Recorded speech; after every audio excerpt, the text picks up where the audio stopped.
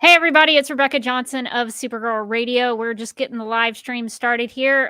This week on the podcast and the live stream, we're going to be talking about Superman Celebration. I've got some friends with me, the Workmans, Lin and Nicki Workman. We're hoping to get Dr. Nicole on. She's having some camera issues, so we'll get her on as soon as possible. And whenever Morgan wants to show up, we'll bring her in as well. Let's see. Lynn, Nikki, do y'all want to talk about what was your first experience? Before we get to like talking about Superman Celebration, like what made y'all want to go to Superman Celebration in the first place? Well, this year or in general? Just in general, like in general? what got y'all like? Oh, we'll have to check out this festival that they have. Well, I didn't know of him. Yeah. Yeah. Well, back in '99, my friend Dave Beatty, who I used to do comics with, we were going to go to Wonderfest, and his folks had some family business to take care of in Louisville as well. So we just all rode up together, and his dad was navigating, and we kept going north but west. And I'm like, well, Louisville is going to be north and kind of east, heading towards Nashville. And we were like, you sure you know where you're going? And he goes, oh, yeah. And, a couple hours later, we see this sign for Metropolis as we're passing over the bridge from Paducah. We're like, Metropolis, what is this? And we pull up into the town, and it was like maybe a Thursday, Friday, but it was after hours. And a lot of the businesses were closed. The museum was closed. We didn't know about the Super Museum. We didn't know about the giant statue. So we all took our picture in front of it, and we noticed the flyers in the windows for the celebration, which was the following weekend. So we're like, oh, we got to come back for that. So we did a day trip. And then in 2005, I got to be a guest at Artist Alley, and we started doing an Artist Alley in 2005.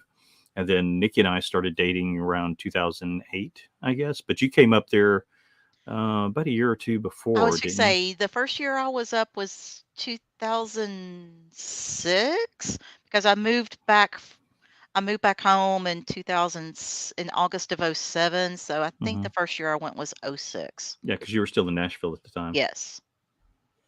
That is awesome. Well, whatever their advertising people did that year with the flyer captured y'all's attention. So mad respect for that because it worked. Rachel, I see you say the S-Shield cookies in Rebecca's background. You like those? Well, we'll talk about those because there is a sweet shop in Metropolis that everybody goes to. And I even saw that Tom Welling hopped in there at some point during Superman Celebration. There's a picture of him floating around going to Sissy. So we'll talk about that. All right. So I see Nicole. Nicole, give me a thumbs up if you're ready to go. Let's see. You might be muted. So whenever you want to unmute. Are you there? I'm here. Okay, good. Well, you beat Morgan, so you're okay. As long as I'm not the last person. So we'll hang out and see if Morgan is able to join us. So I was telling the Workmans earlier that I think I'm gonna have to start taking Monday after Superman Celebration off from work because I had a really tough time getting motivated for the week. Well, it's especially with the heat and just the dehydration, and it's your body's gonna. And it wasn't that hot compared to previous years. And I mean, you live in Alabama, so you know what hot and humid is. It's weird. I've done band camp in Tuscaloosa, Alabama in August, and Metropolis is still hotter and more miserable somehow. I don't know how that is possible, but it is so much worse in Metropolis for whatever reason. But it was better this year, I guess. You could say that. All right. I see Morgan down there. Morgan, are you good to go? Okay, all right. So we got a full crowd tonight. I don't know. Is it selfish for me to put myself in the middle? I don't know where I should be. Maybe you got the cookies, so you've got put yourself wherever. There you go. Whoa. Maybe we'll do this. Morgan, do you want me to put you on the right since you have so much? I'm so in the middle now. It's too much pressure. I guess since I am moderating the discussion, I'll put myself in the middle. That works. All right. So Morgan, do you have the doc? There's a lot of things in it. Don't be overwhelmed. Okay, it's a lot of pages. Don't look at the page count. Actually, I haven't looked at the page count, so I don't. Oh, it's been worse. It's been worse than this before. It's Yeah, not a girl thesis. It's all right. yeah, it's not a character spotlight on Andrea Rojas. It's probably fine. I think we probably gave more attention to Akarata than maybe the show did, but that's neither here nor there. That's a low hurdle to clear. All right. Well, I guess if everybody's got the doc, we're ready to go. We'll get the live stream officially started, and we'll be right back.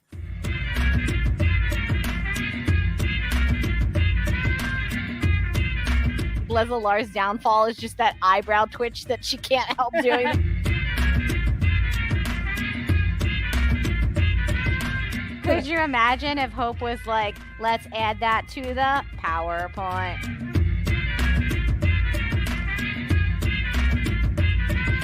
Excuse What me? year is it? How old am I?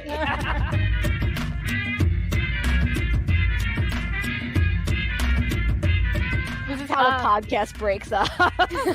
This is the last episode of Supergirl Radio.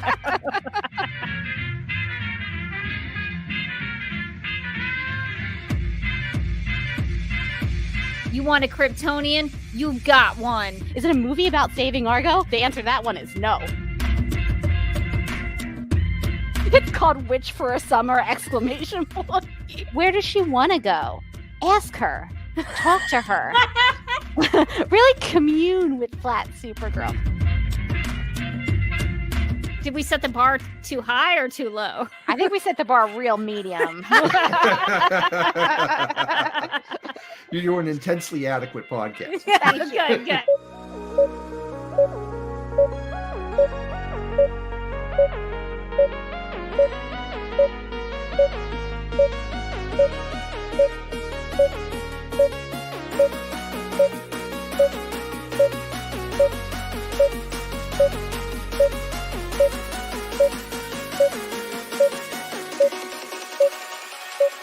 Hi, I'm Elizabeth Noyce, and you're listening to Supergirl Radio.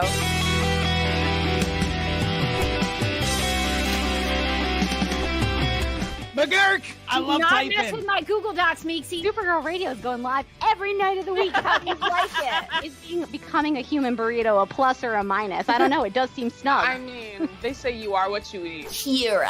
I love that. So I do a podcast called Supergirl Radio, and one of our segments is Lena Luthor Boardroom or Ballroom, because She looks like a boss in this coat.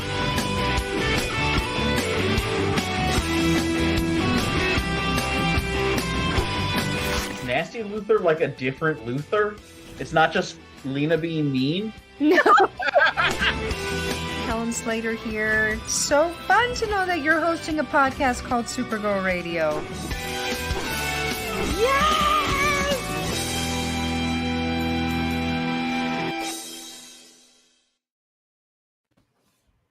Welcome to Supergirl Radio, your source for all things related to the CW Supergirl TV series and the character of Kara Zor-El. My name is Rebecca Johnson. I'm Morgan Glennon. And for this episode of the podcast, we are live and wired on the Supergirl Radio Facebook page and the DC TV Podcast YouTube channel to recap this year's Superman celebration in the home of Superman, Metropolis, Illinois. And to help us do that, we've invited some of our Supergirl Radio listeners and contributors to join us. So welcome back to the podcast, Dr. Nicole Green and Lin and Nicki Workman. Thank you all for joining us this week and sharing your experiences. We will definitely have to ask you about what you did and saw in Metropolis during Superman celebration. So glad that you all are with us for this week's episode. But before we get into talking about Superman celebration, we need to get to the news.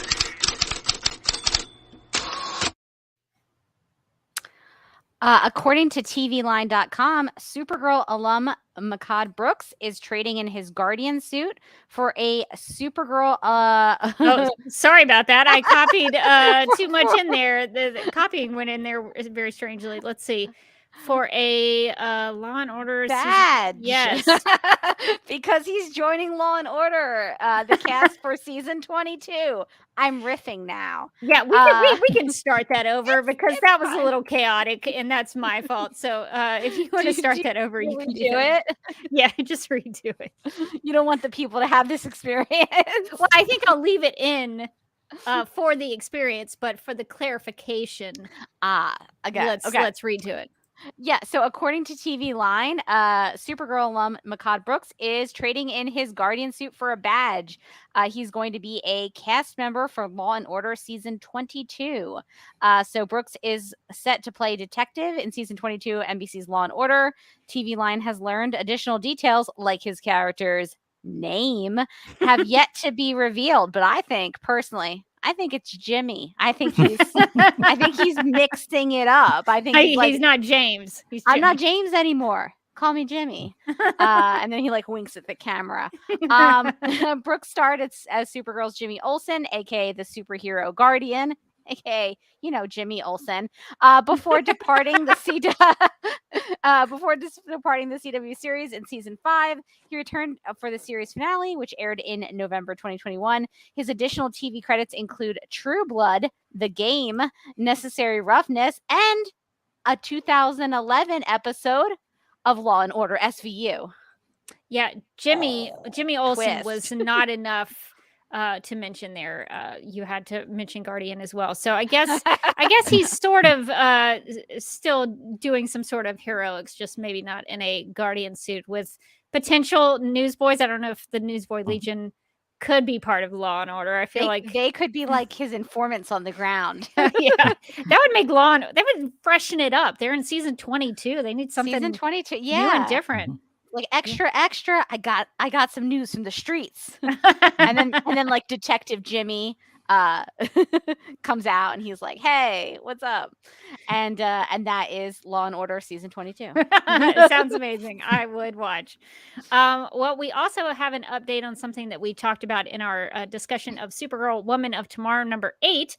So we followed up on a tip we got from Paula, one of our Supergirl Radio listeners, that actually came from a Bleeding Cool article, and that was that the version of Kara from the final issue of Tom King's run in Supergirl Woman of Tomorrow appears to be showing up in a new Justice League lineup for something called Dark Crisis. I don't know much about it, admittedly, but it's called Dark Crisis. There seems to be a mystery surrounding the apparent switch from Mary Marvel to Supergirl in this lineup. I think it was originally supposed to be Mary Marvel of the Shazam family, but it has been apparently changed to Supergirl. So if you're intrigued enough to, with that little tease, to check out Dark Crisis number 1, there's a link in the video description of this live stream, and there will also be a link available in the show notes of the audio version of the podcast. What I think is really interesting about this, if you know Otto Bender history, the co-creator of Supergirl, you will know that he actually worked on Mary Marvel and was a big time with Captain Marvel and the Shazam family as well. So I don't know, even if there was a switch, I think either way, Otto Bender would have been really happy about it. So I think that's really funny anytime Supergirl and Mary Marvel are connected in those ways. So very interesting. Don't know much about that, but definitely we'll have to check that out. Nice. She's got the belt. She's really committed to that big belt look, the big chunky belt. Yeah. It looks really uncomfortable, but it's very shiny. And I guess that's really all that matters. So there is that. All right. Well, let me check the comment section real quick before we move on to our Superman celebration stuff. It looks like everybody's talking about Makad Brooks in Law and Order, so we'll stay tuned to that, see what happens with Makad in his new role over there.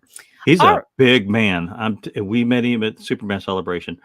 Big man, and Jimmy. Anytime you saw Jimmy in long sleeves, he saved the production so much money not having to cover up all those tats. Yeah, he does have a lot of tattoos, and he does seem very tall. I haven't ever looked up actually how tall he is, but not just tall, big. like just muscular. Big man. Yes. Yeah. I met him at Comic-Con a couple years ago, and I'm short. I'm like 5'2", and like I didn't even come up to his shoulder. I was just like, "Hello there, sir." Same. I was looking up to his armpit. Yeah. Pretty much, yeah. Yeah, so that's awesome for Makad, so keep your eyes peeled for that.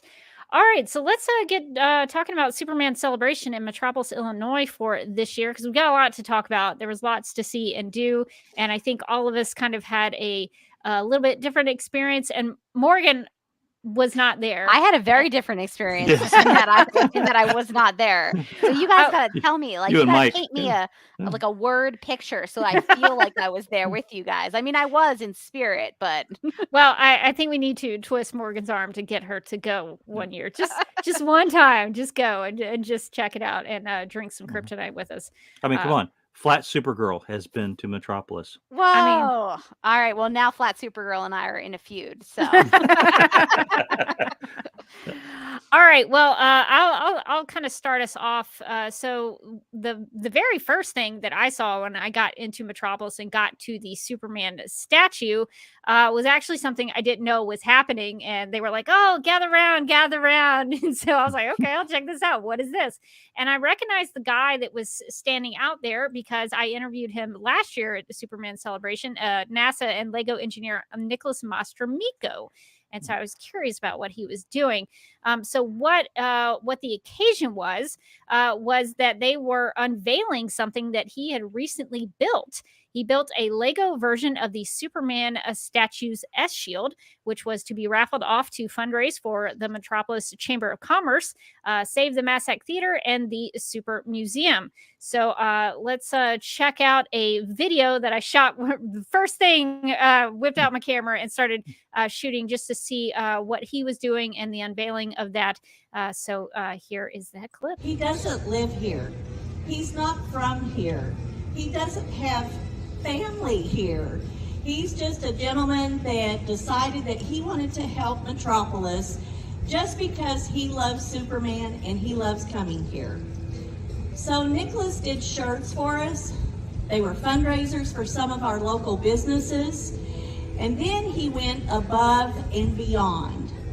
He made a beautiful Lego sculpture of the Superman shield. And I don't know if you've ever done Legos before, but my son was a Lego fanatic. And I could get to step 4 or 5, and then it was beyond me. So it is amazing to me that he can come up with this on his own and figure out what he needs to do in order to make this. Now the best part of this is that you can be a winner of this Superman shield. The tickets are being sold at the Chamber of Commerce. They are 1 for $5 or 6 for $20. So I'm gonna let Nicholas talk to you a little bit about the process. But for us in Metropolis, we are forever grateful to him and all of the time and effort that he put into helping our community. We ran the Support Metropolis program, which was the t-shirts and the hoodies and everything for the local businesses here. The main reason I did it is because it gave me a chance to help the people I knew that were hurting during the all of COVID and everything. I was a very blessed person that it didn't affect me. I got to work from home. It wasn't fun, but I just worked from home every day. Thankfully that's over, and thankfully we're all back here and enjoying the Superman celebration. And I just love this town. I love the Super Museum, the Chamber, Sissy's, Six and Vintage, the whole shebang here. I love coming here. I love bringing my family here.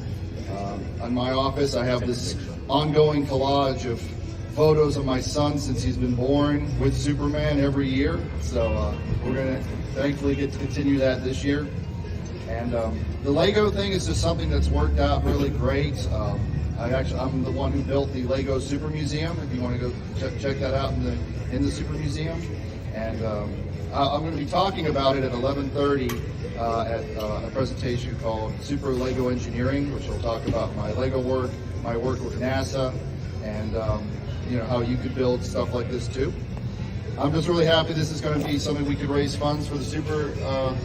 Superman celebration, and I hope you guys buy a lot of tickets so we could have get this sent to a good home. Count three. Count three. 1, 2, and 3. Wow. Woo! If this makes you guys feel anything different, this is a 1-to-1 scale of that. Wow. So if you win this, you get to take a part of Metropolis home with you. I was not that person who took it home with me. I don't know if the Workmans or Nicole put in for it either. But you had to be there on Sunday in order to be able to take it home with you. So if I had been there on Sunday, I might have tried to win it. But if you wanted a closer up look at it, it's very detailed. And so I'll also probably post this picture to the Supergirl Radio social media accounts as well. But it was very large, lots of Lego bricks. So even if you did take it home with you, you'd have to make sure that you protected it and secured it in your vehicle. So that would have been quite the journey home. But really cool Lego piece from him. He's very creative in that way and has done a lot of really cool things in terms of Lego building for the city of Metropolis. So that was cool to see, like the first thing that I popped into. Yeah, we saw it in the Chamber of Commerce there. Yeah. Yeah, and that's a really clever way to raise money for those local businesses there in Metropolis. So really, really smart stuff from Nicholas. And also he mentioned Sissy's, which is a sweet shop in Metropolis. So Lynn, Nikki, Nicole, if you want to chime in about Sissy's, because we've all gone there and ate things that had lots of calories in them, I'm sure. And so we can all sort of speak to the local business there. Sissy's a sweet shop, but they do have Superman and Supergirl related cookies in there. They also have Superman ice cream. So if you're ever in Metropolis for Superman celebration, definitely go walk down. It's just a slight walk down the street from the Superman statue to go to Sissy's. So they always get into the spirit of things with Superman and have a lot of really cool food items for you to buy. I typically will get the Superman ice cream just because I can't really get that any other time, but the cookies also look very good as well. Yeah. The other thing about Sissy's is they have outdoor seating with umbrellas. Yes. So you have a that's where we chance to got kind of get out of the sun a little bit. right. 'Cause that's where you were recording last year. Yes. And they've got the big mural, the love from Metropolis, on the side of the building. So that's how you can find Sissy's, is look for the outdoor seating and the mural. Yes, they do. It's a great place to sit outside and just kind of eat your ice cream. Because if it's anything like when I eat ice cream and when it's hot, it will get messy and things will start to melt. So it's good to eat that stuff outside. So it was kind of fun. I saw some pictures of Tom Welling going in there. I guess he went to go get some Superman ice cream as well. So you never know who you're going to see inside Sissy's there. If you ever go to Metropolis for Superman celebration. So definitely recommend it if you want some good baked goods and some ice cream there as well. And we so didn't do it this year because we had just gotten, when we were walking back by, we had just ate at Fat Ed's. And so we were as full as a tick. So we couldn't eat no more. Lynn was like, "Do you want ice cream?" I'm like, I can't. I want no it, but I place to can't. put it. Right. This is why we skipped lunch. So we ate ice cream for lunch and then did late lunch with Rebecca. Yeah, that actually That's proper planning. that actually happened. We did Sissy's first, which probably is not something you're supposed to do. You're not supposed to ruin your appetite with sweets, but that's what we did, and nobody could tell us no. So so sometimes When in Metropolis, eat the Superman ice cream at Sissy's. Yep. All right. So one of the things that I did when Nicole and her family showed up, we all went to the Q&A with Jim Hammerich, who is the founder of the Super Museum, and his collection is the one featured in the museum. It has, last time I saw, it has over 70,000 items in the collection. So Lynn, Nikki, were y'all able to get there as well, or no? we didn't go there Not this this time, no. year. I've been there before. I want to go in like kind of the off season, and it's just so I can kind of wander around and check things out and don't have to worry about, kind of being in the way of other people and that sort of thing. And just kind of, because it's almost like sensory overload at times. because there's just so much stuff in there. And I mean, And so many you people. think I'd be used to that, but no, it's yeah, and so many people. And again, I want to take my time and kind of scavenger hunt for certain things. Yeah, that's what I've been doing the last 2 years, especially with Nicole and her family. I'll give them scavenger prompts. So like this year, we'll show some of the things that we went looking for when we went inside the museum. But I think the one last year was like find the oldest thing or find the strangest thing in there. And then this year we were looking for Supergirl items, and also what was the other one? There was a second thing. We were looking for Kryptonite. examples. Yes, Kryptonite and Supergirl items. So those are some of the prompts that we went. So we'll get through some of the things that we discovered there in the Super Museum. But one of the things I've been really fascinated about with the history of Metropolis is the amazing world of Superman. And if you don't know, I think we talked about it a little bit in last year's Superman celebration. But it is an idea that they had in the 1970s. It was part of what they call the Superman Project. I'm learning all of these things. And the Superman Project was a big project that they had to boost tourism in Metropolis. So the first step was get it named the home of Superman. Then the second one was like make some awards named after some characters that they could give out to people in the community. And then one of them was, let's create a Superman theme park. So I am so fascinated about this failed Superman theme park. And I've been really confused because inside the Super Museum, they have advertisements for the amazing world of Superman. And I was very confused. There were advertisements in some of the DC comics, were there not?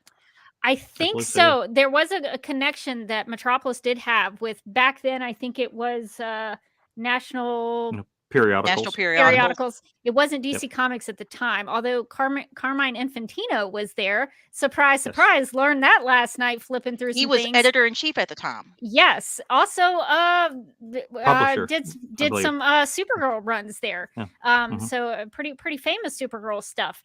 So anyway, that's a whole other thing. We can get to, I feel like Supergirl Radio needs to do an episode just on the amazing world of Superman, because my mind is like exploding with information. But the thing about the Q&A with Jim Hambrick, and Nicole can vouch for this, when they asked for questions, I was like, I have questions, and I tried not to be that person who was like asking like 10 questions, but I could have asked them 10 questions. I really could have.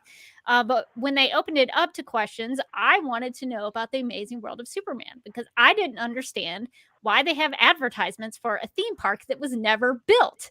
So we can go to this clip of them talking about the amazing world of Superman in the Q&A, and then I'll tell you guys some things I found out about it. And Lynn, Nikki, y'all might know this stuff already. I don't know, but I'll kind of share some things that I discovered last night when reading some things. So just to set it up, this is me asking a question about the amazing world of Superman, and then I guess other people in the crowd got a little curious about it and also asked questions about the amazing world of Superman. So this was a great opportunity for us to all learn something about this from the people who actually worked on it. So here's Jim Hambrick and his daughter Morgan, who is also a co-founder of the Super Museum. And they had some thoughts to share about the amazing world of Superman. In the museum, you actually have some items from the amazing world of Superman. I was wondering if you could tell us some of the history or any stories that you might have about the would-be amusement park. Sure. Bob Westerfield, who made Metropolis home of Superman long before I got here. And he was a Minnesota Vikings football player, professional. And he lived in the what's now the Riverview Mansion. That was his personal house. And one of our missions is to get a historical marker there as part of the history. He got in touch with me 8 years before I got here and told me that if I showed up, that he would will to me everything that belonged to the amazing world of Superman, including artwork from Kurt Swan and Wayne Boring and Beck and so that Kurt Swan piece, your sponsorship boxes, if you're a Superman Celebration sponsor this year, It's the picture of Bob Westerfield with the painting behind him. It's on display in the museum right there in our Metropolis section. And that was one of the pieces that Bob donated to our museum. Because we're more of a continuation of the Amazing World of Superman. It was joined forces as basically super friends with the same mission. And we've been here now for 30 years. Yeah. It's been 30 years. And the Amazing World of Superman only actually lasted for 6 months. Yeah. But we came here in '93, and we've been building. It took him a long time to talk me into coming here because I had a company, had 300 people working for me, and had a lot of other things going on. And I went ahead and pulled up roots, retired from that, and came here. And Bob and I had an agreement to what we were going to do and how we were going to base the souvenirs and tours and museums and they had all kinds of things planned. And he died 2 weeks before I got here, after working on it for 8 years on what we were going to do and how we were going to do it. And his family said, they had me to show up for the will reading after he passed away. And his wife said, well, he wants to will all this stuff to you, provided you move to Metropolis. So he got me even when he was gone, And I said, Reverend Chandler, who dressed up as Superman, when they originally started this in Metropolis, DC Comics was so excited they sent a George Reeves costume. So if you look at those photos of Reverend Chandler's wearing a George Reeves costume. Yeah, he's wearing a George Reeves costume. And yes, I ended up with those from the museum. Yeah, and those are in the museum collection. Not on display, but we have a couple George Reeves costumes within the collection. We have a brown and gray that we'd like to display, and then we have the costume that Reverend Chandler wore.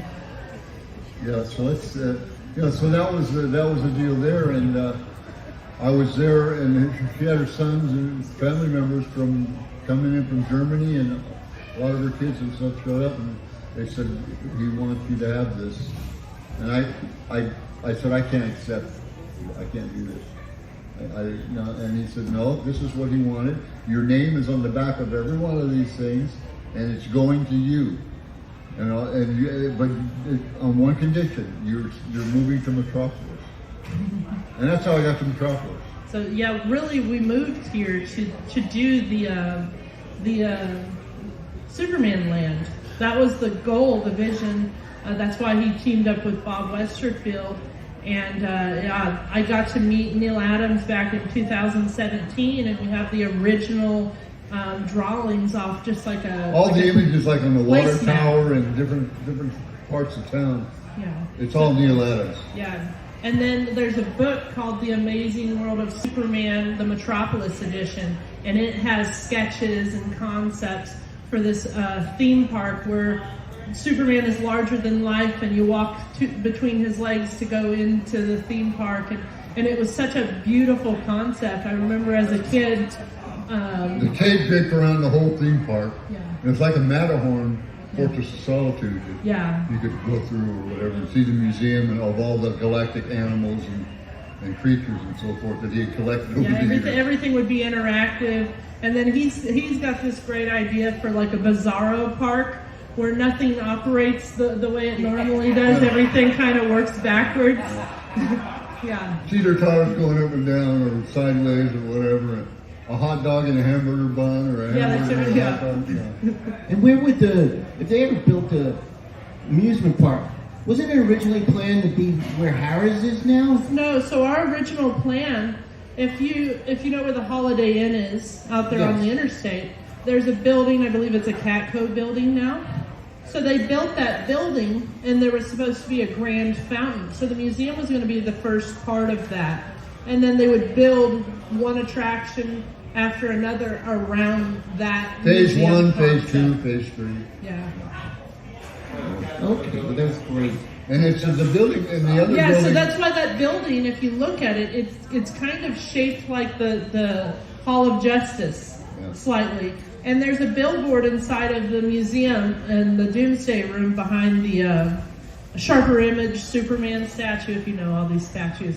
But it's a life-size statue 8-foot statue. And it was going to be called the Superman Museum in the Great Hall of Justice. Great Hall of Heroes, Great Hall of, sorry. And that concept was all put together, and that billboard was made before we got here. So that was a project that was going that we didn't quite get to complete. But we're lucky that we got to keep our museum and our family and do it this way, because we've really built up from nothing. And we're going to do the theme park. We're going to do that. That's going to happen. It might not happen while I'm here, but that's the direction it's headed. We want to work with DC Comics, and we want to work with Warner. And they want to work with us. Yeah, that's what we want to do. We want to be able to build this community up, add murals, and be able to spread positivity through Superman and what that means, and always helping people and being a hero. It's all about hope. It's the attitude. Yeah. You know what I mean? Yeah, so lots of things to talk about with that clip, just to respond to it. So first of all, Morgan mentioned a Catco building. So we're definitely going to have to find out where that is next year, try to locate this placement of this theme park, try to figure out where they're talking about. So that's on my agenda for 2023.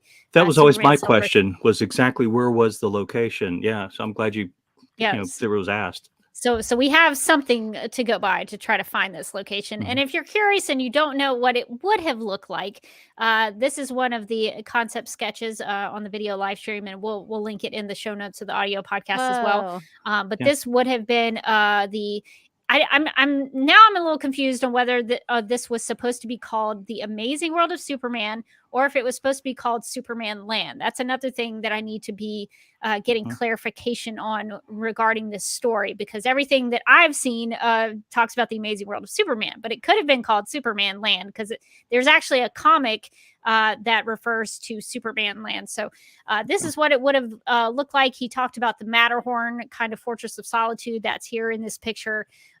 There would have been a Bottle City of Candor. There would have been a Bizarro playground, Superboy's home. The giant key that would have opened up the Fortress of Solitude would have been there. There would have been a Hall of Science, just all kinds of different things. I think there would have even been some kind of reference to Fort Ross at some point in there. So it would have been really cool. And I think hopefully maybe at some point in the future they might be able to develop something like this, but I'm not counting on it. Just so because I see the Bottle City of Candor in there. So like, listen, we can think large, but then we can think really small as well. Very tiny. Yeah, it's right there at the beginning when you walk in. So I don't know if you shrink when you get it when you get in, but it is there.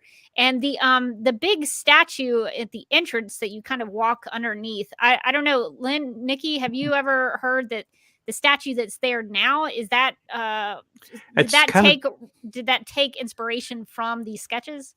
Yeah, I believe so, because the first statue they ever had in Metropolis was actually about a 6-foot tall fiberglass Superman, and I'll have to try and find a picture of it and email it to you.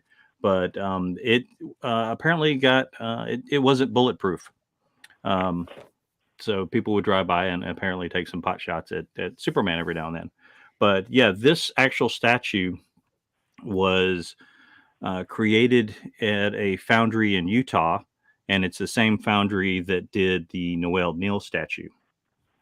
So. Yeah. So it if you see the Superman statue in Metropolis, the one that would have been at the Superman Land would have been way bigger. Much bigger, yeah. So just to keep that in mind. And Hagel Blast in the chat says Amazing World of Superman was the proto museum, which actually existed for a few months. So this is what I've discovered in my reading, and it's starting to click things for me. So I'm just gonna full screen. So I bought this at Superman Celebration this year. It's a poster. It's one of the advertisements for the Amazing World of Superman. It talks about murals and how to create a comic and some original comic book art. But the thing to pay attention to is that it says visit the exhibition center in Metropolis, Illinois.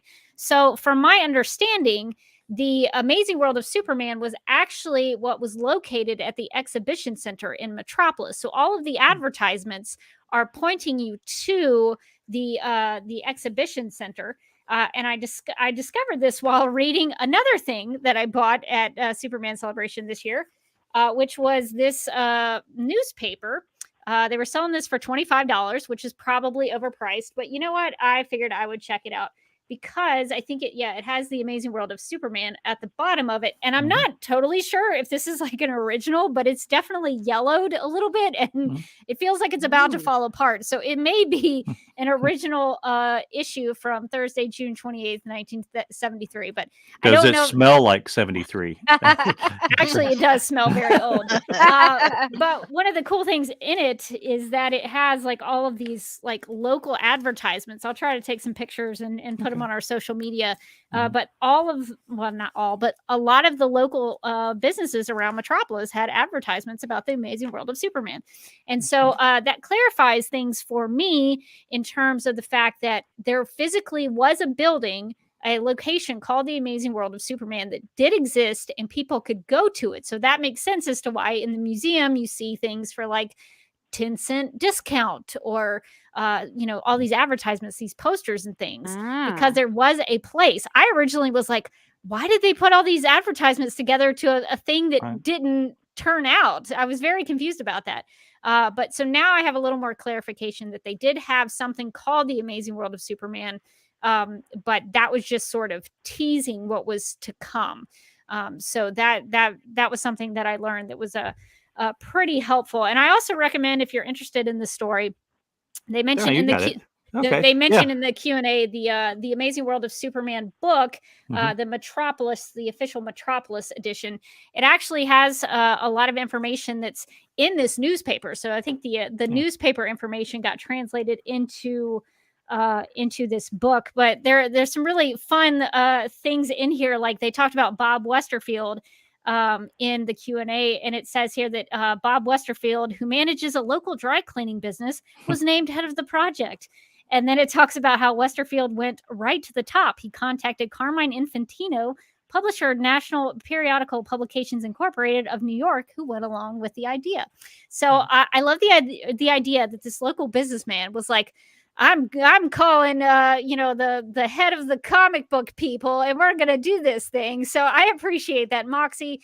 They had a whole committee that was like something called like the Superman Governing Board or Governance Board, something like that. And it was this group of people in Metropolis who wanted to improve tourism, and they almost got it done. So I don't have a whole lot of hope that like a Superman land will happen, but Jim Hambrick seems to have some hope in it. So we'll see what happens. My curiosity with that is, could it ever happen because of Six Flags? That was my question. Yeah, Six Flags already has a lot of DC stuff in it, and that's where all the theme park stuff exists right now. So I don't know how they would be able to make that work. Well, I'm glad you brought up your hardback book, because that was just recently released a couple years ago, I guess.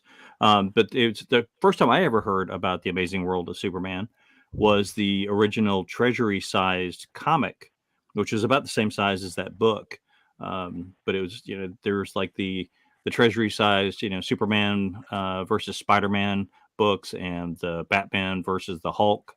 The Treasury size, I love those as a kid. But that was the first time I had ever heard of it, because they actually showed like those the drawings, the plans of the Superman land there in that book, and it shows pictures of Carmine Infantino and the original Superman, the Reverend that was there when they did the whole official proclamation of Metropolis being the official home of Superman. Which a lot of people go, well, did they name it after the comic? And it's like, no. It came way before the comic, long time before the comic. And there was even, I was telling you, there was a Metropolis, Nevada at one point that was like 1910. So it was way before the comics. Well, they didn't have a Superman governing board or whatever they called it. So no, apparently they had a lot of jackrabbits and a lot of insects and drought. So not a lot of water.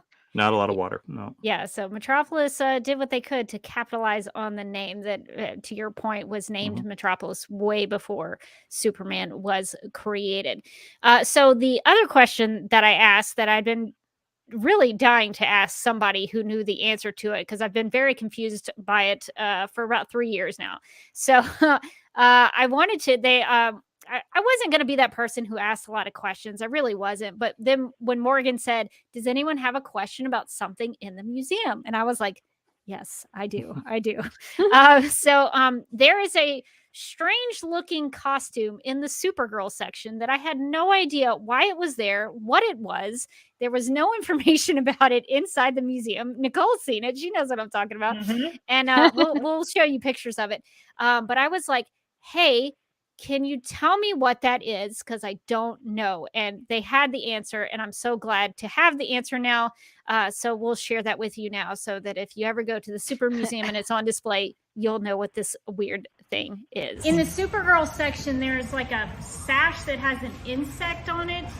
Oh, okay. I was so that was actually used in an episode of Married with Children. So Kelly was the Verminator. And that's a Verminator costume. Like Supergirl, and we have that on display because the ties to Married with Children. Jean LaBelle was one of the wrestlers.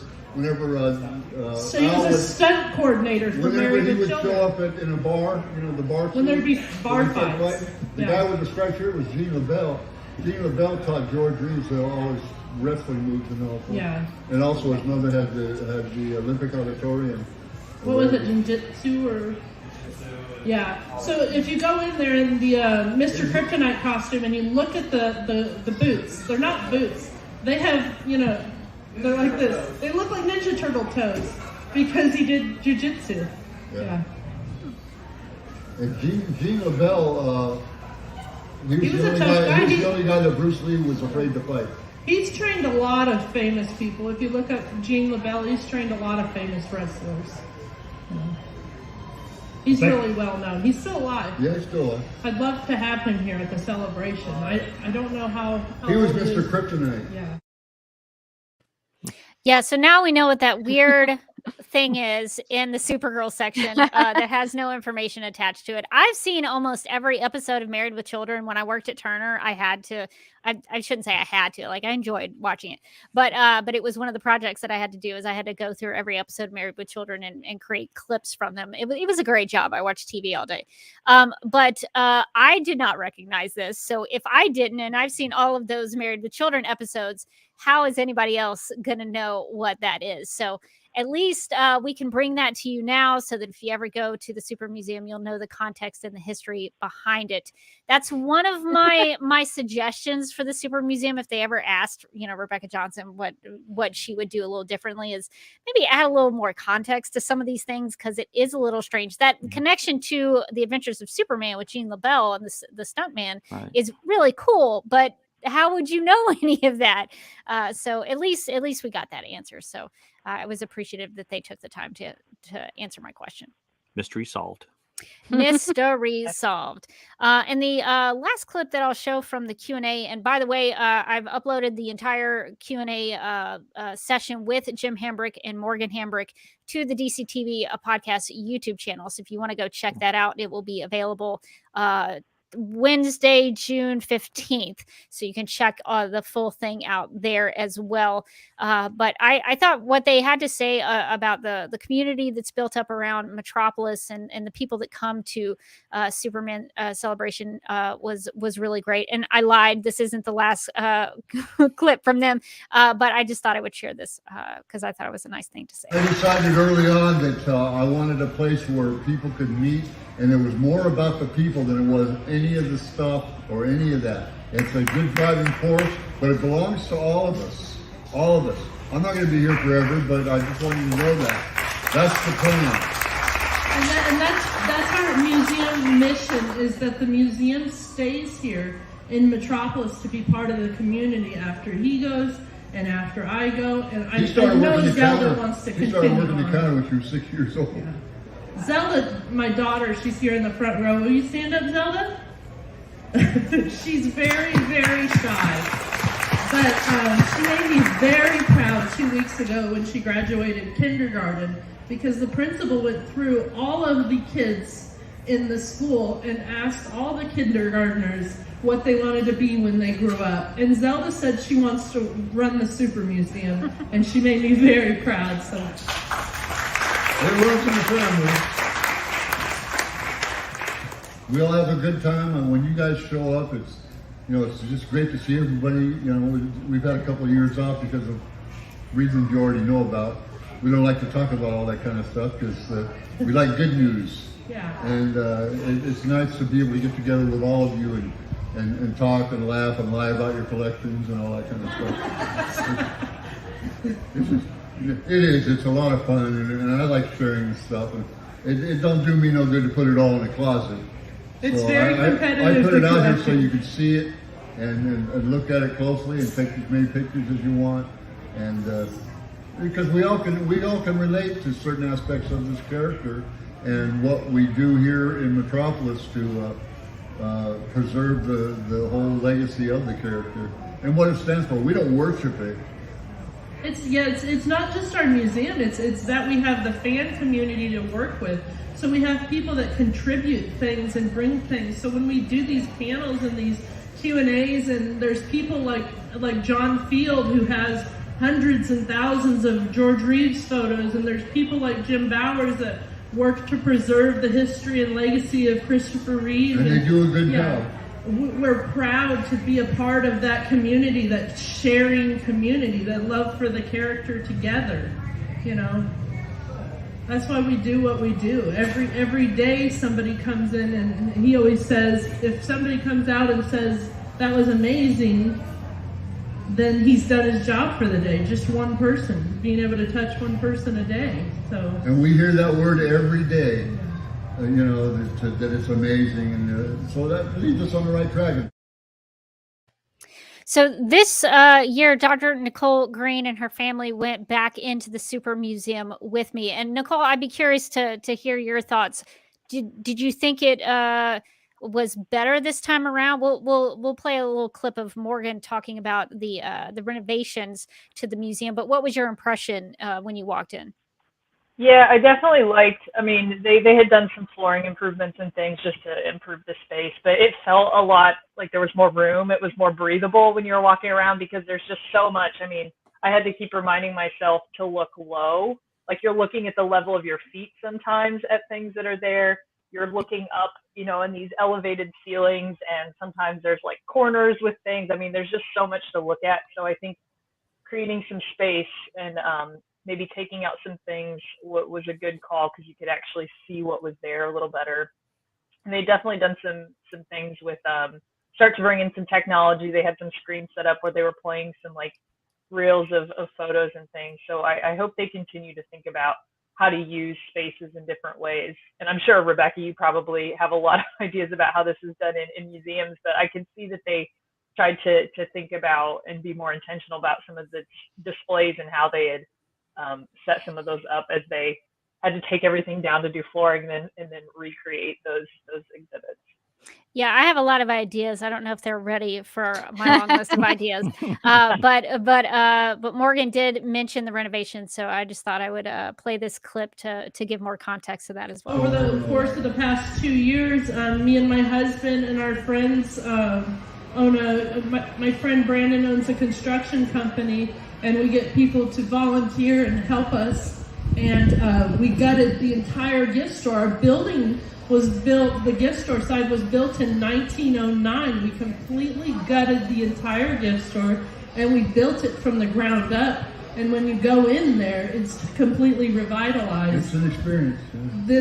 This year, me and my husband, we took on the mission of disassembling the entire museum, and we laid flooring throughout the entire museum, and we've updated the electrical, and we're hoping to be able to add a working elevator and to be able to expand to be a two-story museum eventually. So I'm glad that we have support from our friends and our community that have supported our brick program. And that's what it's here for. It's here for you to enjoy, and we're glad that you come out the way you do. And I'm looking at all these lines and all this. It's really kind of heart-wrenching because what I envisioned, it's going way past any of that. And Morgan mentioned the brick program, and Supergirl Radio did contribute to that, thanks to our Supergirl Radio Patreon supporters. So I did locate where the brick was placed. Pretty good location, I think, right underneath the Superman mural there at the museum. So it is there. So I'm glad to see that it was installed. So it looks great. So thank you to the Supergirl Radio Patreon supporters for contributing to that, the purchase of the brick, but also to supporting the Super Museum and their continued renovation efforts. So glad that we could do that for the museum. And Nicole, I don't know what your thoughts are on this, but I was pleasantly surprised that they had put out new Supergirl stuff in the museum. There were some new things on display that were not there last year. So I was glad to see that. What were your thoughts on that? Yeah, it was really funny to watch you be really excited about everything. Rebecca was having the time of her life, and I was just listening to all of the excess information that I didn't know. So it was like I had like a private Supergirl exhibit tour, which was nice. So that's my tip, is to definitely go with someone that knows more than you, so you can learn from them. But yeah, the Supergirl section was, I think, a lot more organized maybe than last year, and definitely new things that appeared. Yeah, I had a moment a couple of times, and I'll share some of the things that kind of really surprised me and got me very excited. And that was because there were new items from Supergirl, the movie, which I did not expect. Morgan, you may be interested in this. Okay. But there were several prop items and even some wardrobe stuff from Supergirl, the movie. So they had, I'm assuming these are models or some, I know that there was, at the very beginning of Supergirl, the movie, Kara messes up Argo City, and she's determined to fix it and go get the Omega Hedron. And she gets in Zoltar's spaceship pod thing to go through the binary chute and go to outer space and then go to Earth. And then save the little town of Midvale and stop Selena and all of that stuff. But in the museum, they had a little model of that pod, and there's a little Kara who's sitting in there. So I don't know if they actually used part of this during the actual shooting of the movie. It may have been featured in parts of it because back then in the 80s, they did use a lot of modeling for to create ships and things like that. Star Wars fans know all about that. And also Zoltar in the movie creates a little sort of a watch for Kara to wear on her wrist that actually helps her locate the Omega Hedron. They had that on display as well, so that was really cool. They also had a Zoltar sweater that he wears on Argo City. Really, the wardrobe on Argo City, really comfy clothes, a lot of sweaters. So it was cool to see Zoltar's sweater there as well. The thing that really geeked me out was getting to see the insect creature that Kara creates using the Omega Hedron that causes her all that those problems, because it breaks through Argo City's paper whatever that was protecting the city, and they actually had that prop in the case, and I was so shocked that it number one, that it was there, and number two, that it actually looked really good. It doesn't look too damaged or anything like that. So that I was really surprised to see that. And they also had parts of the shadow monster creature that Selena creates. And I was trying to figure out how this might have been used. There's a scene in Supergirl the movie where the monster is crushing Supergirl, and I don't know if that was used in parts of that, but that limb of the creature was also on display. There was also one other prop from the movie that I couldn't quite understand at the time. Nicole and I both were trying to figure out what this was. There was a barcode next to it, so Nicole tried to scan it. It was not very helpful.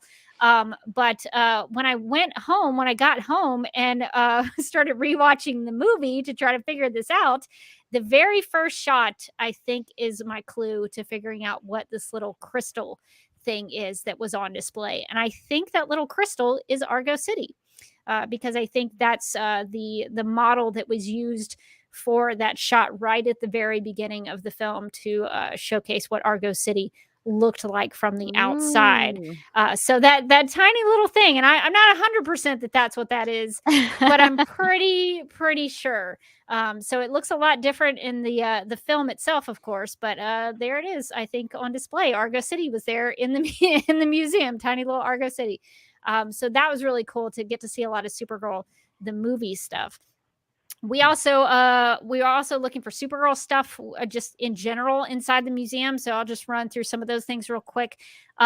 This is not a very good picture, but it looks like a picture of some kind of tray or something that you would put on your table for dinner. It's of Supergirl from the 80s. It looks like it's kind of hard to tell, but I think she may have a headband on in that middle picture. And it was next to something that I could sort of make out. This is what Nicole was talking about, things being low and on the ground. Sometimes it's hard to get close to them and really look at them. But it was next to something called a superhero cake pan set. So if you're curious about what that looks like, I dug that information up. So they did have superhero cake pan sets that you could create Superman and Batman. And I think my friend Tina actually has one of those, because I think I recognize that Superman, because I think she made one of those. So that was kind of cool. That the Supergirl thing was cool, but it was next to something that was actually kind of, in my opinion, a little more interesting. We did find some Supergirl action figures. Some of them looked better than the others.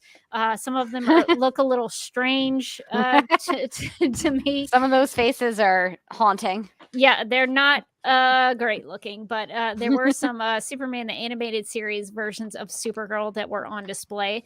Also spotted in the Super Museum were some Supergirl Oh my gosh. underoos, which I didn't know existed. Those. I knew about underoos. I did not know that Supergirl had her own pair. I had the Supergirl ones, the Wonder Woman, and the Spider Woman underoos as a kid, so that I can age myself completely.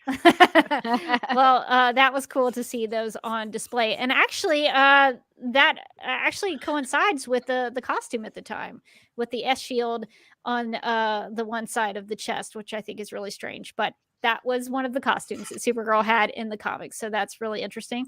And there were just, Supergirls kind of throughout the museum in various dolls or action figures, those kinds of things. And there was one, let's see, hang on, let me see what this is. Yeah, so this is another example of the micro posers. I guess it was kind of a thing where you could bend it and pose the Supergirl as you wanted to. So Supergirl did appear on some posters as well inside the museum. And there was one thing that I cannot figure out what it is. Oh, look, there's the pan set. Lynn's got the cake pan set for Batman. That's I've cool. got Superman too. It's just this is the Batcave, so Yeah. I just have these handy.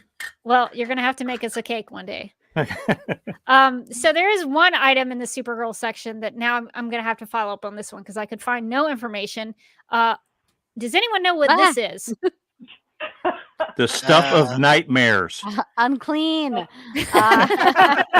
What? This is like a face in like a little box that has, is it writing on the side? Is that like Kryptonite? I don't. Looks like think veins of some sort. Or, I something. think Or like it's vines? Yeah, it looks like it's just like cracks in the head of this face that's in a It looks like case. the face that you would see before you're told to saw your own leg off.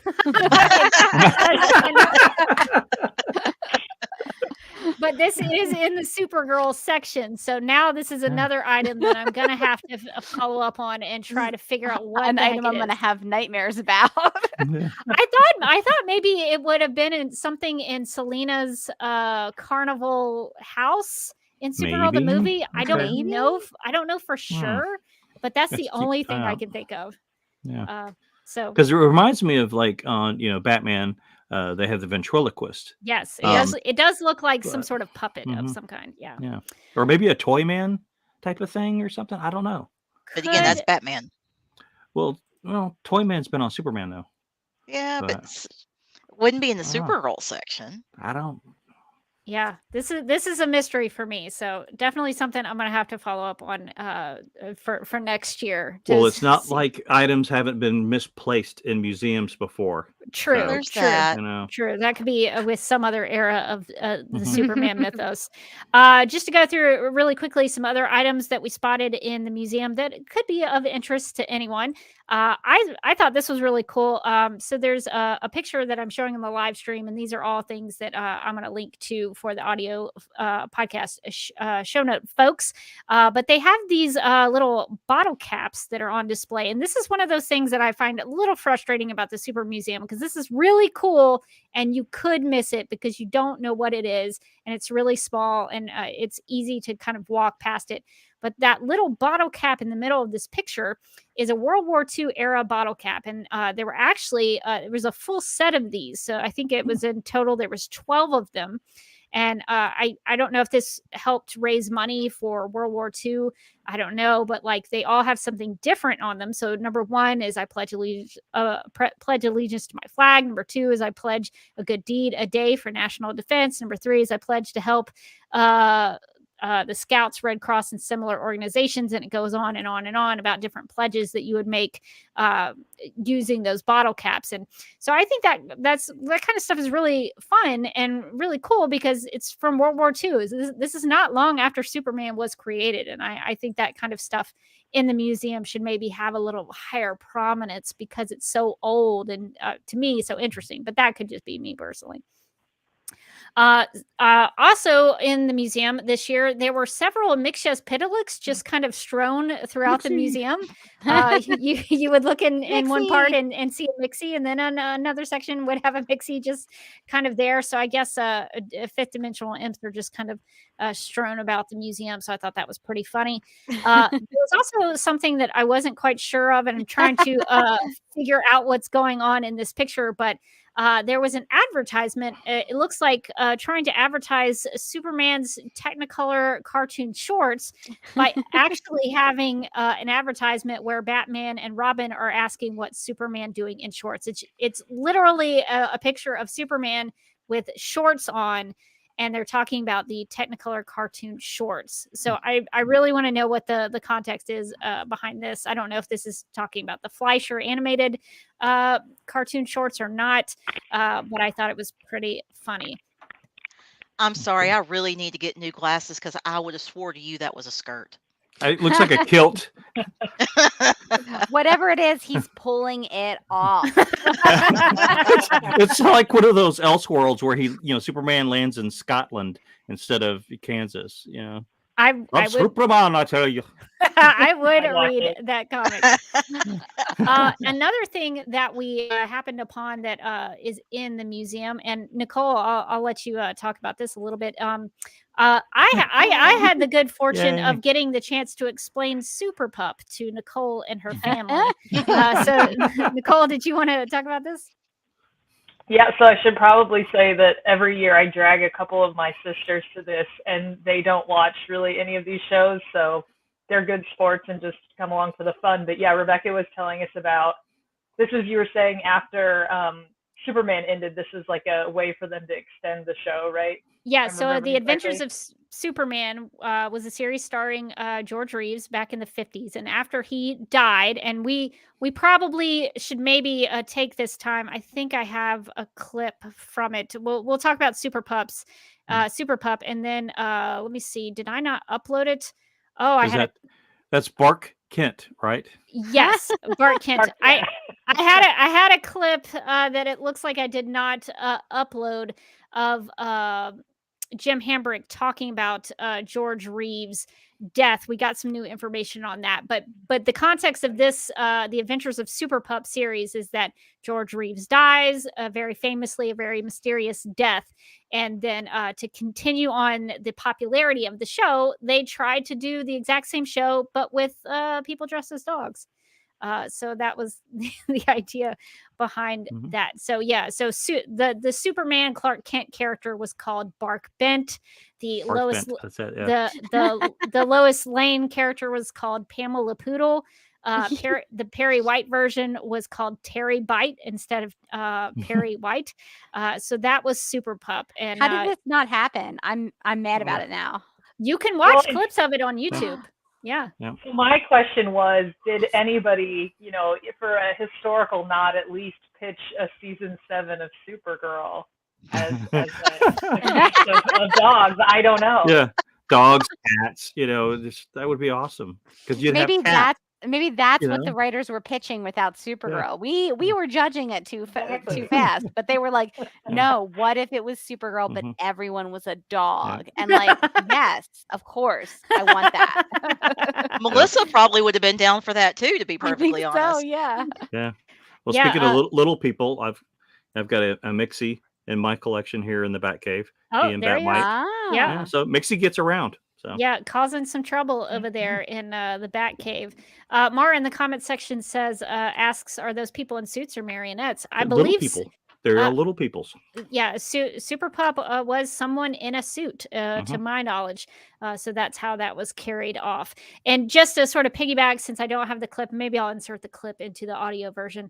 I had so many overlays and video clips that I wanted to show off to everybody. I forgot this one really important one, but Jim Hambrick in his Q&A, he gave us more information about George Reeves' death. So if you'll remember, back in 2022, when we talked about Superman Celebration, they had a paranormal investigator team go inside the museum and talk to George Reeves' ghost, who then told them that he was murdered by the Mannix family for fooling around with the Mrs. Mannix. So that was what we knew last year. That was what George Reeves told us. And I tried to communicate with George Reeves while we were in the Super Museum. I tried to get him to type hello to Nicole on the typewriter in that section, but he didn't do it. I'm a big nope on ghosts, and you should know that the Super Museum is apparently super haunted, and there are creepy heads of things everywhere, like masks, and so know that you might bring some sort of like spirit might hop onto you on your way out. But. Yeah, so George did not talk to us this year, but Jim Hambrick says. And he kind of hesitated when you watch the full Q&A. Pay attention to his answer, but he and I don't know if this is public knowledge or not, but he told the audience that he had an audio recorded confession from Lenore Lemon of the fact that she killed George Reeves. So now we have two different versions of the story, but he says that he has an audio recording of Lenore Lemon confessing that she murdered George Reeves. He also says that Shirley MacLaine, famous actress, was at the house that night that George Reeves died. So that was new information to me. So Rebecca, do you want to do a spin-off like true crime podcast? That's exactly what I was about to suggest. I'm hearing a spin-off where you and I get to the bottom of this mystery. Well, Jim Hambrick, it sounds like Hollywoodland is the Hollywood film depiction of the investigation of George Reeves' death. Stars Adrian Brody and what's that guy's name? Ben Affleck. Yeah. So he plays George Reeves. And apparently they've had conversations with Ben Affleck, called the Super Museum to get information about George Reeves. And Adrian Brody in the film is, I think, slightly loosely based on Jim Hambrick himself, because Jim has done all this research and gathered all this evidence about George Reeves' death, because the reason why he's such a big Superman fan is because of George Reeves and the Adventures of Superman. So he cares a whole lot about getting to the bottom of this. So they weren't able to utilize Lenore's audio confession for whatever reason. Maybe it was to Nicole's point when we talked about it, entrapment. It could have been that.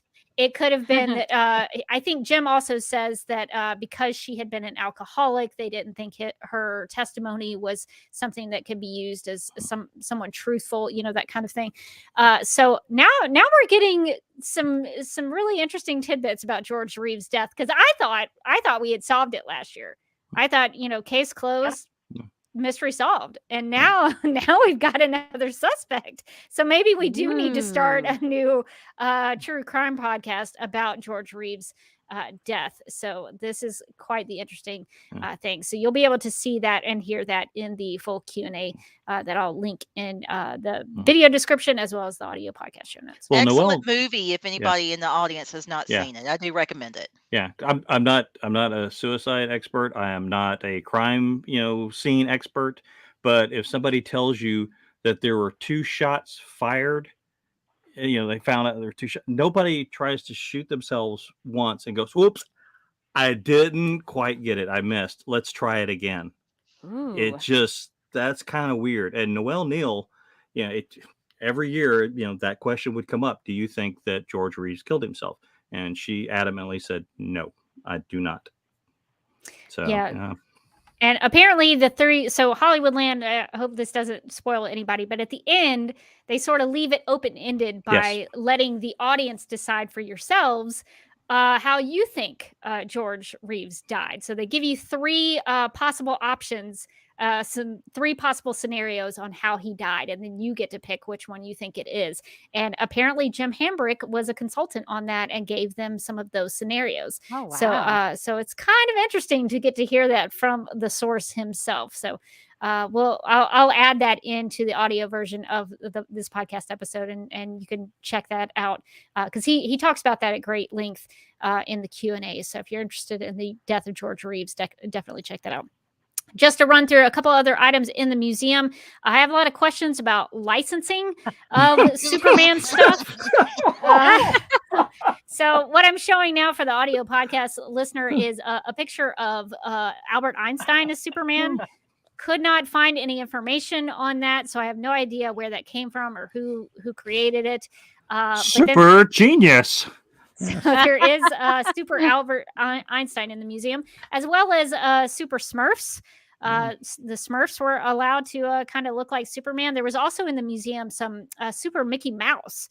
So I have a lot of questions about licensing of the Superman product, as it were, and how some folks were able to use that at certain times in history. Who infringed who? Did Smurfs infringe Superman, or did Superman infringe Smurfs? I don't know. I think this is a Smurf 100-piece puzzle set. So this feels like a Smurf product. So I think they were capitalizing on the popularity of Superman. Yeah. So I don't know why they need to. The Smurfs were awesome by themselves, but they do have a red cape and a little yellow S on the chest. So there is that.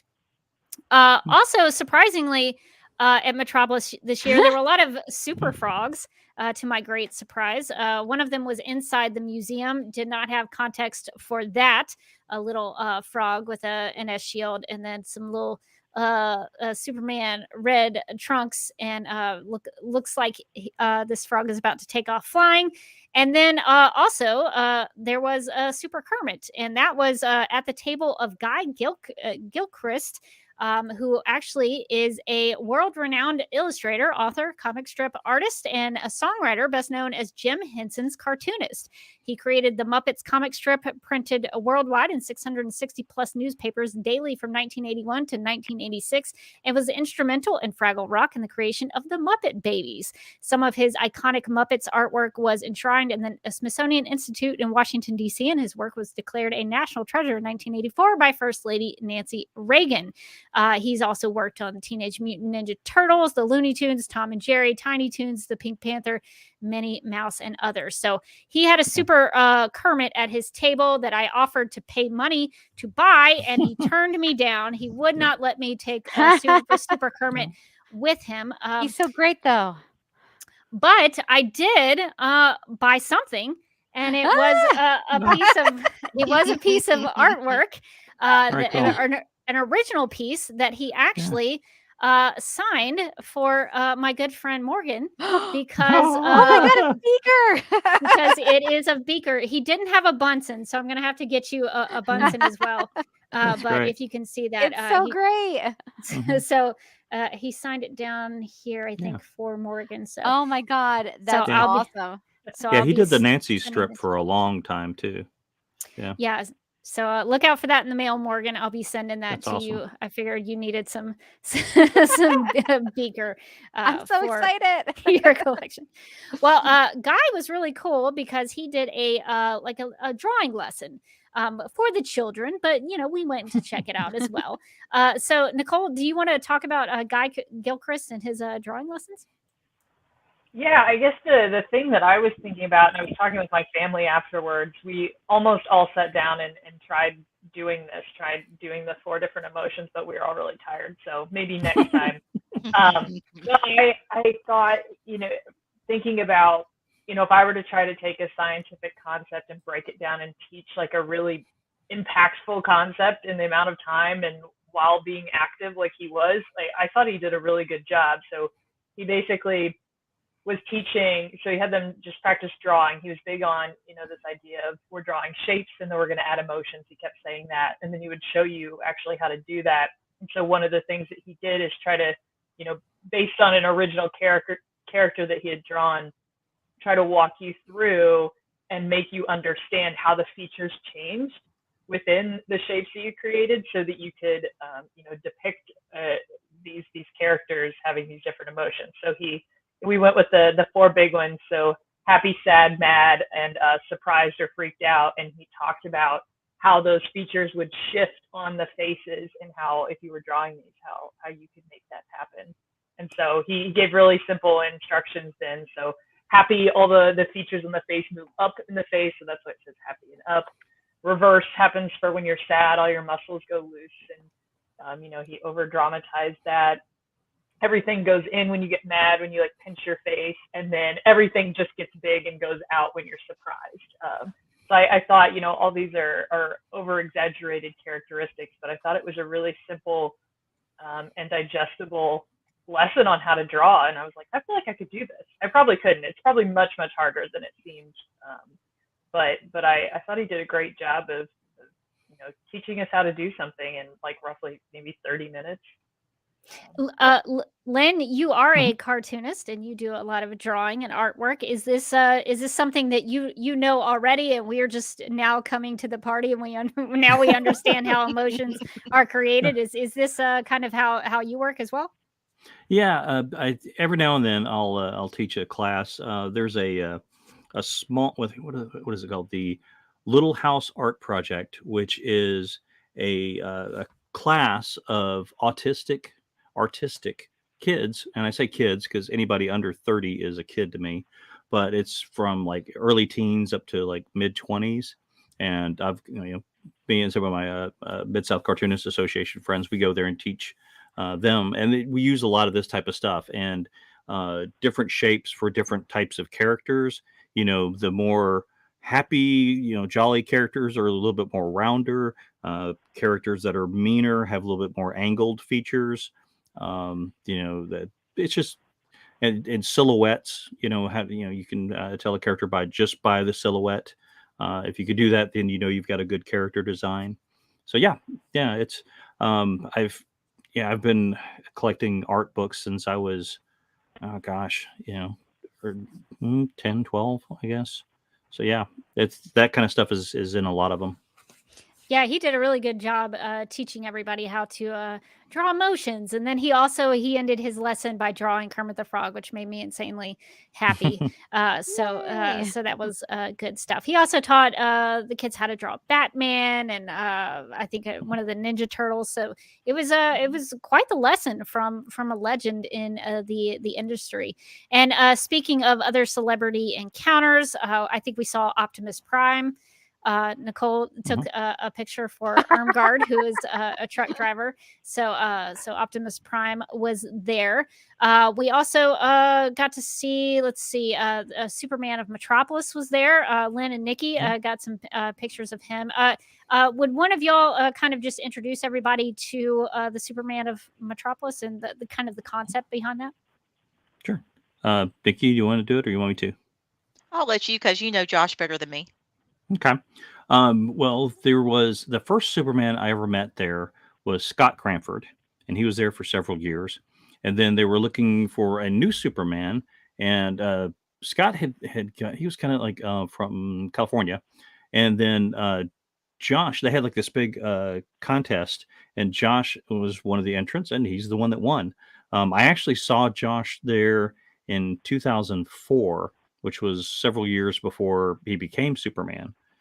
He was there with artist Kat Staggs. He was kind of her model for Superman.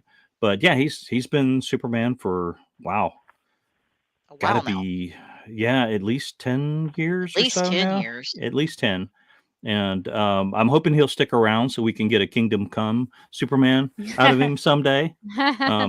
But as you can tell, I am short, but he's a big boy as well. So, and he's not just wide; he's thick. He's a big guy.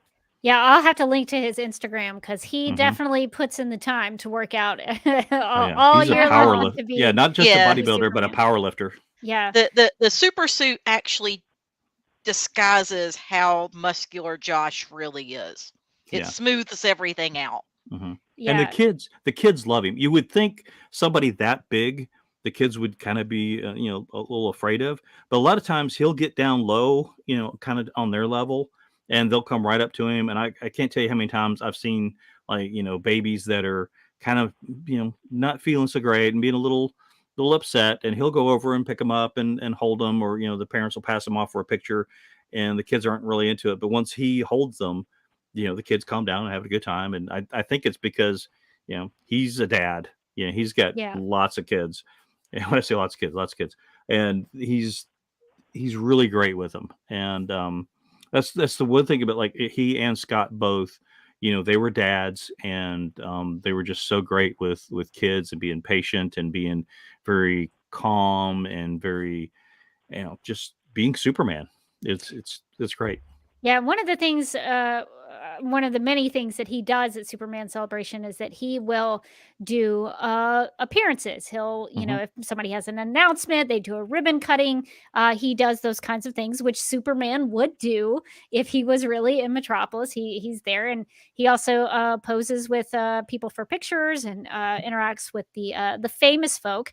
And so the big names at this year's Superman Celebration were Tom Welling, Michael Rosenbaum of Smallville, and George Newbern, who voiced Superman in many animated shows and possibly movies. I'm trying to remember if he was Superman in one of the animated feature films, but he's also one of my favorite Supermen in the animated world. But they were there this year for Superman Celebration, and I guess that's a good time to talk about the Smallville aspect of my experience this year. I've talked on the podcast before about how I watched Smallville most of the way through, and then I got kind of fed up with it and stopped. But I do appreciate the love that people have for it, and do enjoy it. So they did have something they called SMALLVILLE Nights on Saturday, June 11th. It was a little pricey, but I figured I might not ever have a chance to go see something like this again. So I figured I would go and check it out and see what it was about. It was actually something that took place in one of the local high school gyms. So it gave it a real Smallville, small town feel, like you were actually at Smallville High School. Go Crows! Go Crows! They actually had Smallville Crow cheerleaders, and one of the guys at the entrance was dressed up as Clark Kent in his football I guess uniform sort of thing. So they really tried to make it feel like Smallville. And this event was hosted entirely by Tom and Michael. And because they wanted to be, have the ability to get silly with things, they asked that there would be no photos or videos taken while it was going on. So since I have tried to be a good fan and respect their wishes, I have no evidence of my presence there other than the picture of my ticket and the backdrop of the stage, which I was allowed to take a picture of after it was over. So they did have an event there that they what they did is, for a little bit of the time, Tom and Michael acted out some scenes from Smallville. So they acted out the scene where Clark and Lex meet for the first time, and Lex is fencing, and And so they have that conversation. So they did a scene of that, and then they had people from the audience get up and act that scene out as well. And they were able to direct them in how to do that scene. And there was also a really funny moment where Michael Rosenbaum acted a scene with Tom as Lana. So Michael actually played the part of Lana in a wig, and so that's probably why he didn't want pictures taken, because it was tremendously funny to see Michael in a wig playing Lana. Sometimes they have Kristen Crook will join them at certain cons, as well as like John Glover and other actors that have been on the show. Yeah, they told a story about how John Glover did it one time, and he came in just selling it, like yelling at Lex, and was really giving it his all. So that was really fun to see them do some of those scenes and actually direct some of the people in the audience to do them as well. But there was one part that I thought went on a little too long. I'm talking like 20 minutes, a little too long. So Michael Rosenbaum talked about his iconic line from Smallville as Lex Luthor. You probably know it if you're a fan. Lex says, "You were right about me all along, Mr. Kent. I am the villain of the story." So that's the line that they were directing people to perform. So they gave people, anybody who wanted to, gave them the opportunity to get up in front of the microphone and give it their best shot at performing this line, which seems like a cool idea. But when 50 something people get up to do it, it takes a long time. And it's basically just repeating the same two lines over and over again. And there's not a lot of variety to it. People got up and started yelling the line, which I thought was strange because on the show, Michael doesn't really yell it. It's actually kind of quiet and tame compared to what people were doing.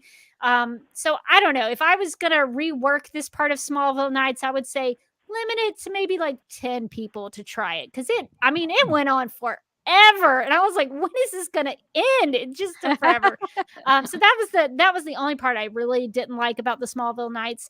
But one of the things that was interesting about it was that Tom and Michael announced the launch of their new Smallville rewatch podcast called Talkville, where they will offer up commentary about episodes of the show and possibly also have guests. So if you're interested in that, I have a link to the podcast in the video description below the live stream, and it will also be in the audio podcast show notes. So if you want to go subscribe, if you're a big fan, you want to revisit Smallville, all 10 seasons, you can go definitely check that out with them. They do seem to have a lot of fun together and have a good time. So it's probably worth the listen just to hear them interact. So they did give out, since we were there and paid a lot of money, they did give out some stickers for Talkville. And they also gave out this, which I don't know if you can see it. It's kind of hard with my green screen. What is it? What's that? It is a Polaroid picture. It's a copy of a Polaroid picture, I guess, or some kind of picture that was taken of Tom Welling and Michael Rosenbaum, both shirtless. Both look like they've been in some kind of fight. I don't know what episode this is from. But it says Smallville Nights, Superman Celebration and Intimate Evening with Tom Welling and Michael Rosenbaum, Metropolis, Illinois, June 11th, 2022. So it's a little keepsake from that. Cherish it always. So, and they also did give away big ticket items. So they had a raffle and you could win a big 10 season Blu-ray set. So it wasn't just shirtless pictures of Tom and Michael. Although that's worth the price of admission. But they did give out some other awesome things. Michael also does a podcast called Inside of You, and he does interview a lot of the Smallville cast, a lot of the Supernatural, just a lot of the Arrowverse. So that if you get a chance, go back if you want to see some of the Supergirl folks that have been on there. He definitely and like Kristen Crook and all those. There's a lot of times they open up and you go, wow, okay, I didn't think they would talk about that, but they do. Yeah, I recommend listening to the Laura Vandervoort and the Erica Durance episodes. And when you do, come back and tell me if you think something weird happened on the Supergirl set. Because I get a weird vibe from those conversations that they did not have a pleasant time on Supergirl. So just let me know what you think. Comment down below if you've already listened to it. And let me know if you got a weird vibe from those conversations. Because I want to know what those stories are. Well, that was season 1, and we know that Andrew Kreisberg got fired for inappropriate behavior. So That's a good point. Yeah, he was still around back in season 1. yes, So so that was immediately where my brain went when Lynn was like, "You've got to listen to this." Yeah, it could be related. But then Erica Durance came on, and well, I guess Andrew Kreisberg was still there in season 3. Yeah. Beginning of So- season 3, yeah, because he was Yeah. fired middle of season 3. So that could possibly be related to Andrew Kreisberg. Also, Lynn and Nikki, I'm curious. Y'all took a lot of pictures of cosplayers this year at Superman Celebration. Yes. I was curious, what was the best cosplay y'all saw? Oh, Well- that's easy. Baby Batman and Robin from the '66 Batman. Do I have them? Oh, I don't have them here on the live Yeah. stream. I'll put Okay.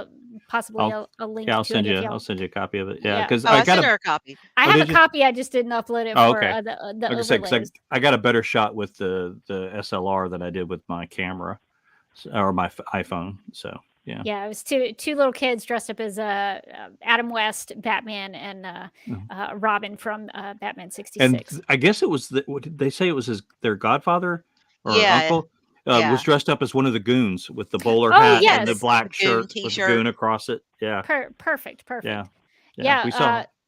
Yeah, so every year there's a big photo shoot of Superman cosplayers that gathers in front of the I can't remember, this is the courthouse, right? The Right. Metropolis Yes. courthouse. Yeah, it's to And- the left of the statue and kind of facing the Chamber of Commerce.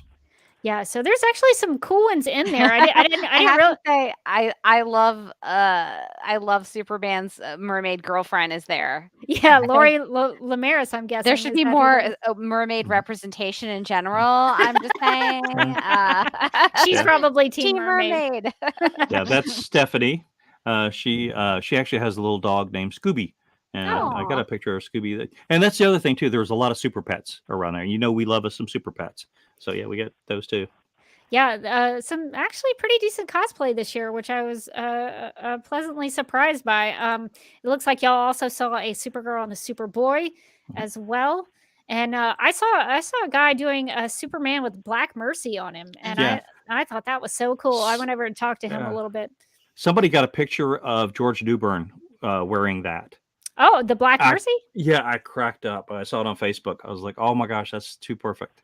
Yeah, Yeah. so if you don't know, on Justice League Unlimited, I believe it is, they do recreate the comic book story for the man who has everything, and George Newbern's Superman undergoes the Black Mercy, and of course that's also on Supergirl season 1 for the girl who has everything. So Supergirl fans should know what Black Mercy is and what it does. So some cool efforts with cosplay this year at Superman Celebration. So I was glad to see that. Yeah, it seemed to be more cosplayers this year than last year. The crowd was very small last year, which considering where we were at pandemic wise makes a lot of sense. But it did seem to be it still didn't feel quote unquote normal size to me, but it felt closer to what I'm used to the crowds being at Celebration, and it also felt closer to the number of cosplayers I'm used to seeing running around.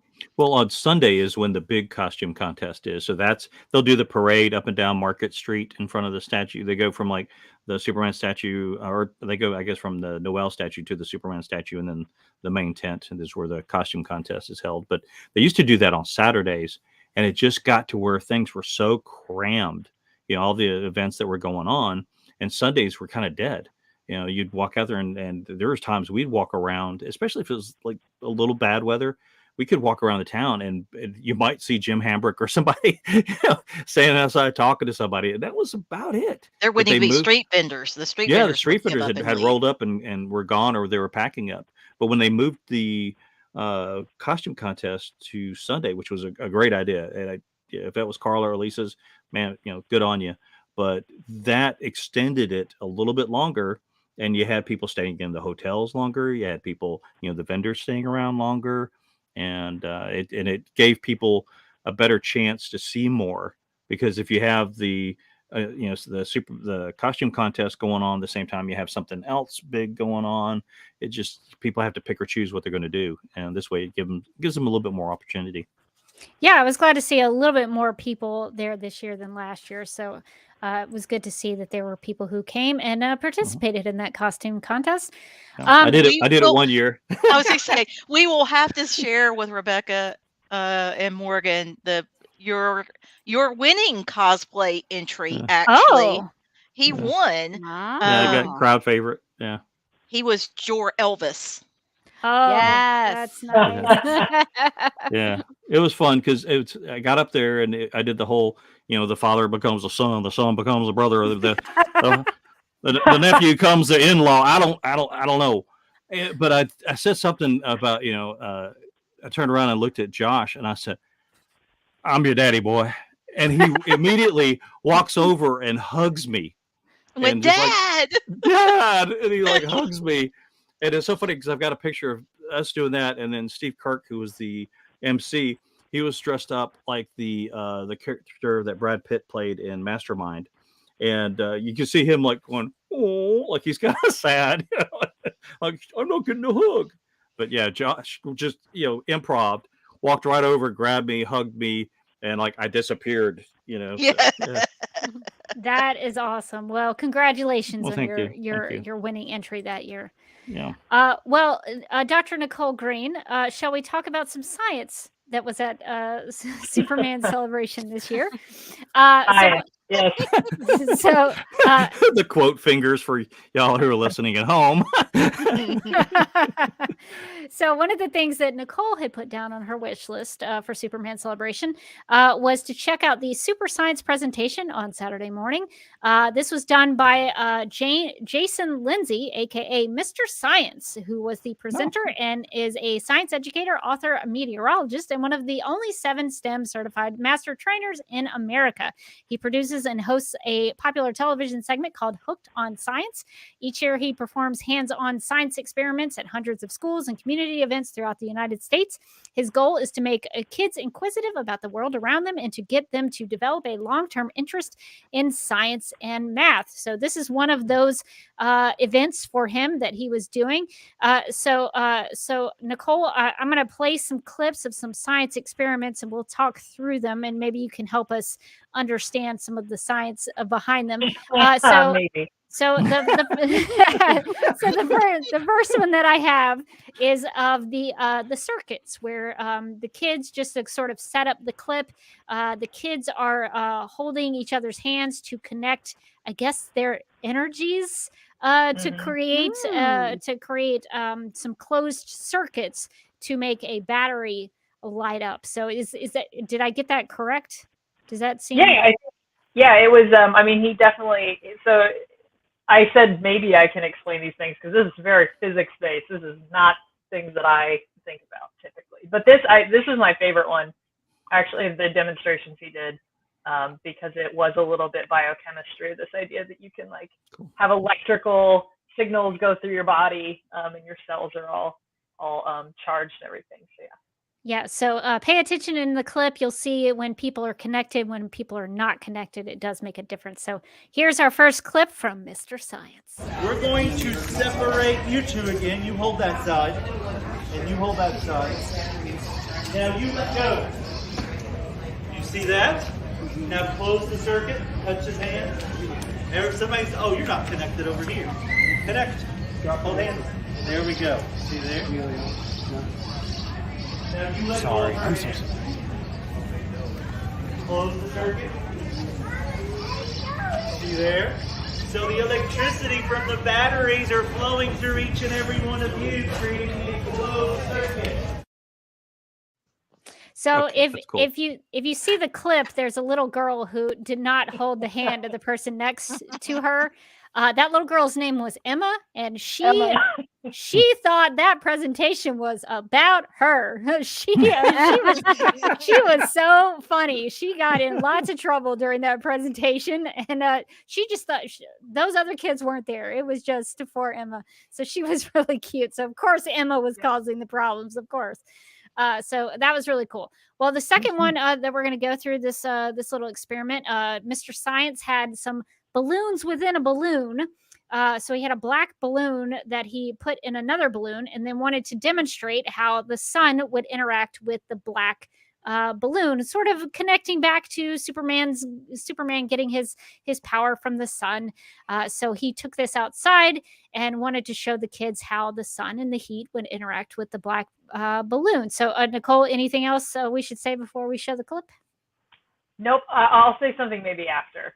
Okay. Okay. All right. I will say though, speaking of black, do not wear black in Metropolis. Just that's a heads up. It's a bad idea for sure. Yep. All right, so let's see what happens to these balloons when they are impacted by the sun. This bright light right there, do you see it?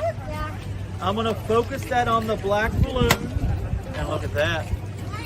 We just popped the balloon inside of a balloon. Isn't that cool? Some superhero science. Oh, because here's the deal.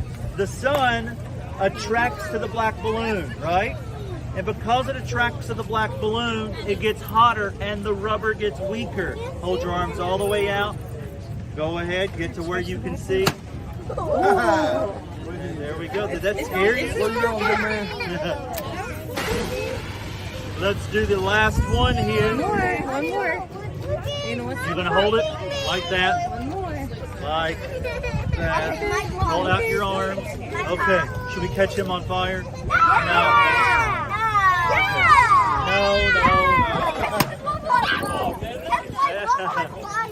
So we were able to really focus on that black balloon and be able to pop it. Now, this is super hot. Now I might be able to catch my shirt on fire. Let's try it.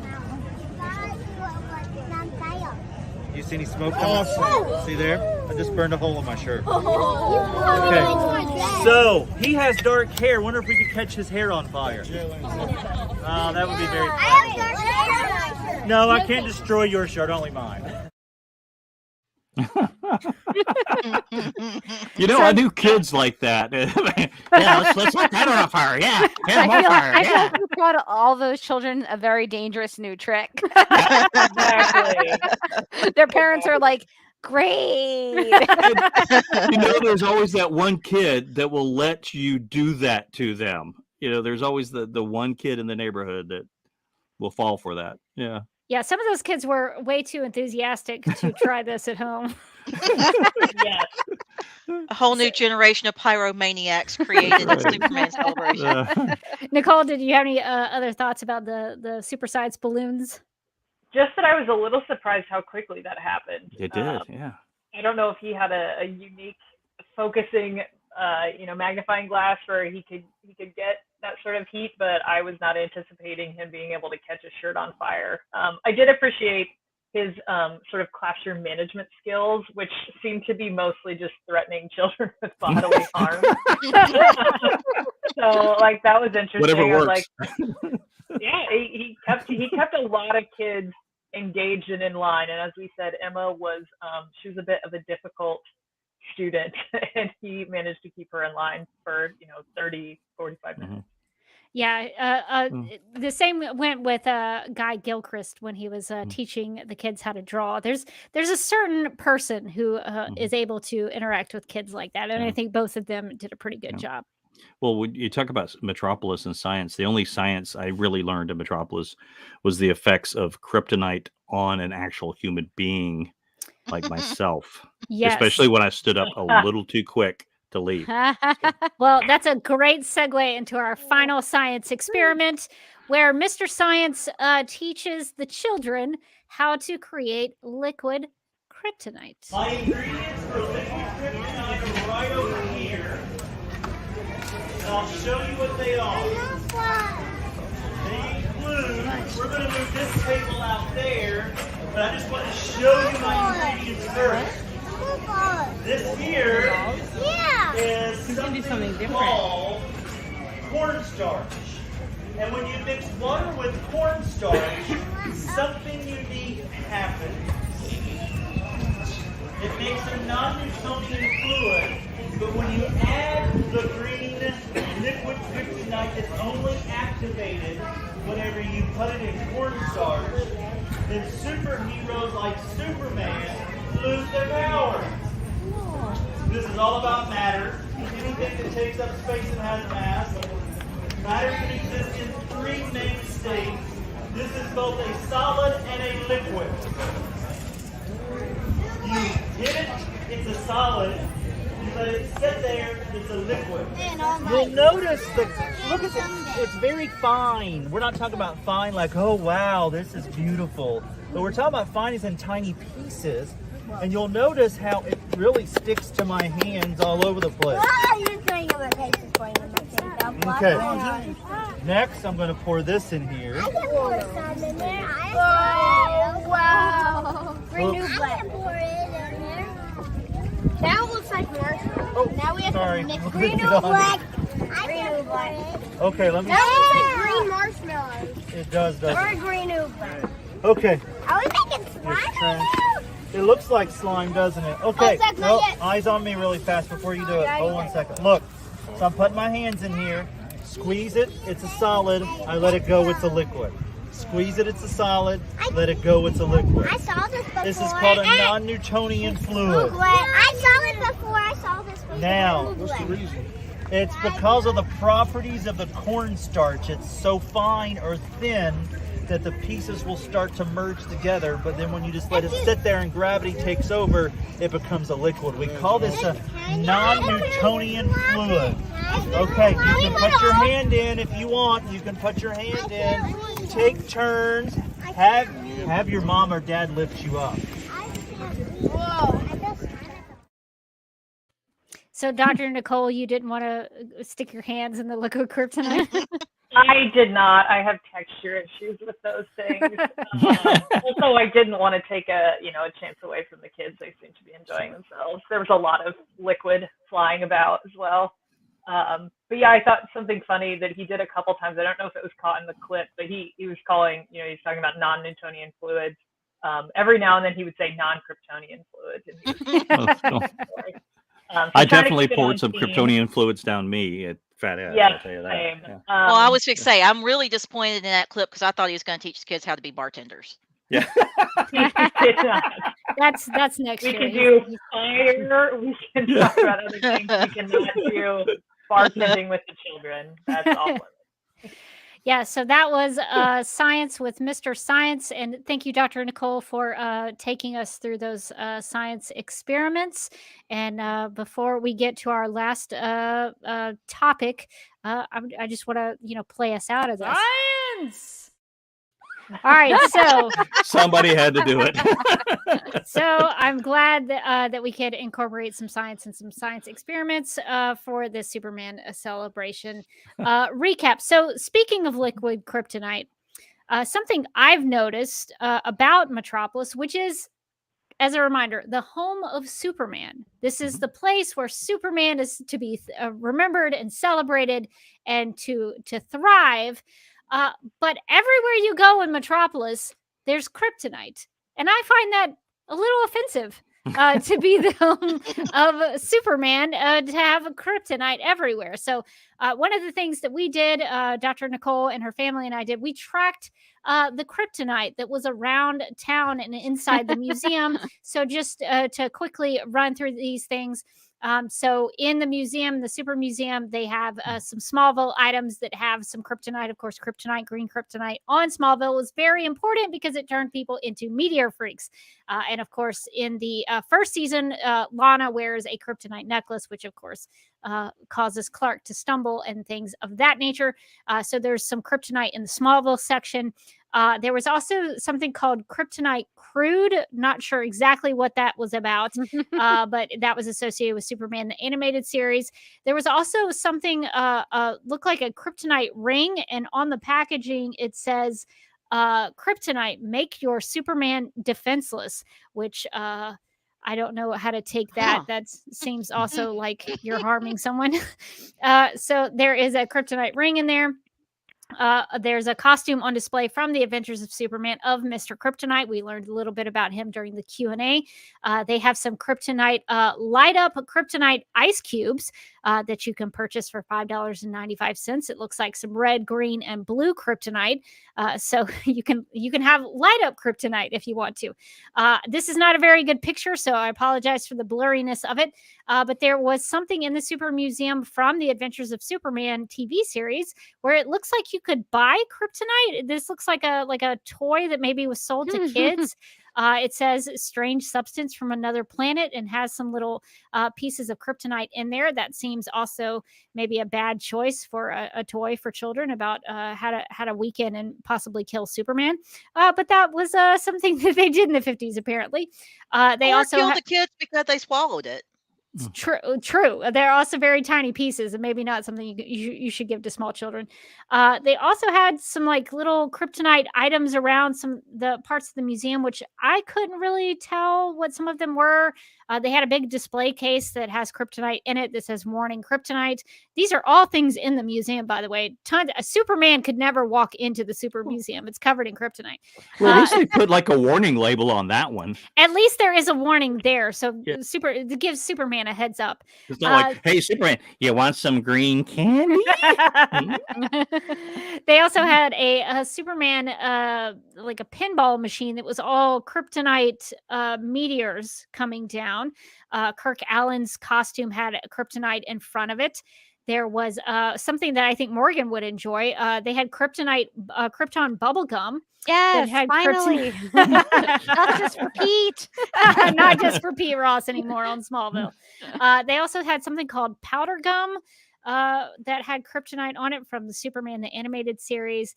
Kryptonite was placed in front of a picture of the bad Kryptonians from Superman 2. There was also just a loose Kryptonite rock in other parts of the museum. Hidden Gems, which is this, I think Hidden Gems is the convention. Lynn, is that correct? Lynn and Nikki, is that It's like a little shop, and then they do like, I guess, like a little mini con or something in there. I went in there to see Jerry Lawler, and he had stepped away from his table, so I didn't get to go by and see him. But they're associated with the Super Museum. Yeah, so Hidden Gems is has a logo, and it looks like it's either Kryptonite or like crystals from the fortress. That seemed a little sketchy to me. Lots of Kryptonite there. In the Super Museum, they also had something called Kryptonite Rock that it looks like that you could buy. No, this was on display. It says never removed from package. So that was on display. Lynn and Nikki talked about drinking Kryptonite at Fat Ed's. Dr. Nicole and her family and I did that as well. It's actually really good, but also another example of Kryptonite found in Metropolis. Some more Kryptonite items in front of an Adventures of Superman dish from Nick at Night, actually, when it aired on Nick at Night. So some cool items, but they just wanted to put Kryptonite rocks on top of it for some reason. They also sell Kryptonite in the Super Museum gift shop, so you can buy green Kryptonite, you can buy red Kryptonite, you can buy blue Kryptonite. At least they tell you what it does. This stuff sells itself. So you can buy Kryptonite if you want to go harm a Kryptonian in Metropolis. And outside of like the Super Museum area, they have even more Kryptonite around town. So there's an old building that's kind of down the street from all the big action of Superman Celebration, where the old Hollywood Museum is located. It's kind of an old rundown building. It used to be a museum, but there's nothing there anymore. But outside of that building, they have like a liquid Kryptonite tank and then some, I guess, barrels of what would be liquid Kryptonite in it. So I guess the idea is that they were making liquid Kryptonite at this location, which seems like a terrible thing to do in the home of Superman. I believe that actual building there, I believe it flooded. That if I'm not mistaken, because the water got almost up to the street that runs in front of the Massac Theater. It got really close to Superman Square. Yeah, I believe that building and that museum was also associated with the Hambrick family because they talked about trying to renovate that as well. So maybe years down the road, we'll get to see another museum there. But they had liquid Kryptonite outside of that building. They also have a ginormous Kryptonite rock that's in the town, just kind of out out there for Kryptonians to happen upon. And I had also heard through an article that the local swimming pool had added some new Superman elements to it, and one of them was kryptonite, like watering things that would shoot out water from the kryptonite, which doesn't make any sense whatsoever to me. Why would there be water shooting out of the kryptonite? But we did walk by. We found the swimming pool just to, just to confirm that that article was correct that I saw, and it did have kryptonite there on the premises. And Dr. Nicole pointed out that it was a little weird that I was like trying to get pictures of the swimming pool area where all these small children were. I had to explain to the lifeguard. I was like, I'm not a creep. I don't want to. I don't want to take pictures of the kids. I just want to take pictures of the kryptonite. That's all I'm here to do. I'm a weirdo, but for a completely different reason than you think. Can you take a picture of me touching the kryptonite? So I had to get a permission from the lifeguard there, but they do have kryptonite at the swimming pool. So my question is for Metropolis, number one, do they know what kryptonite does to Superman and Supergirl? I don't know. Do we need to tell them? And then the second thing is, are they preparing for a Kryptonian invasion? That's the only other thing that I can think of where they would have this much kryptonite in the hometown of Superman. We have found Lex's not so secret stash. Yeah. Yes, it is obvious to everyone. So Lex Luthor obviously has made his Plan B preparations in the hometown of Metropolis. So I just happen to think that's funny that there's kryptonite everywhere. And we tried to find as much as we could. In the museum, did you find the little action figure that came with the kryptonite ring? I believe it was made by Toy Biz. No, I didn't see that, but I'll have to check that out next time. I've got one, and it's Superman, and then the closer you get the ring to him, he'll actually kind of like shake and then like fall down. He'll just I have to admit, I played with it for like 20-30 minutes when I first took it out of the package. You gotta be kidding me. Like he's going into convulsions and then he just like falls out. That sounds amazing. Yeah. Best $5 I ever spent. So if you ever go to Metropolis, keep your eye out on all the kryptonite that is around town.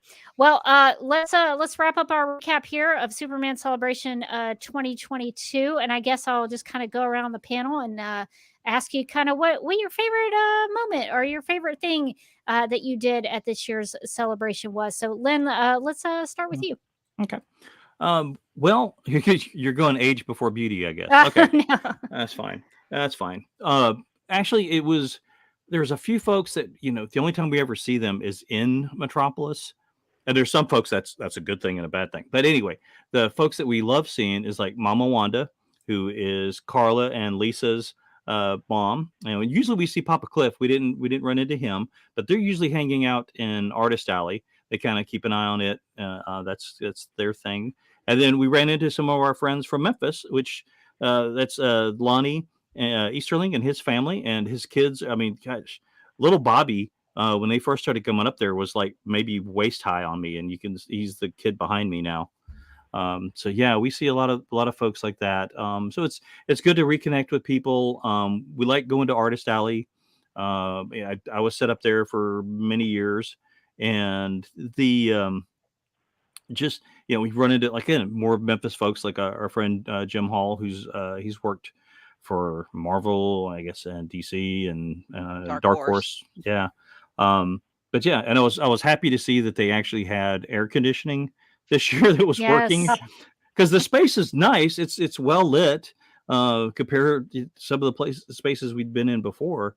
But it honestly, I told Nicki, it felt like I was coming into a speakeasy though, because we had to come in like the back door and down some stairs. That's true. It was different how you went in. Yeah, so it was a little difficult to find the way in, but once we got down there, I was thankful that there was working air conditioning, and they had a good mix of artists, and like you said, Guy Gilchrist was down there, and Matthew Clark, who I bought some art from, was down there. So yeah.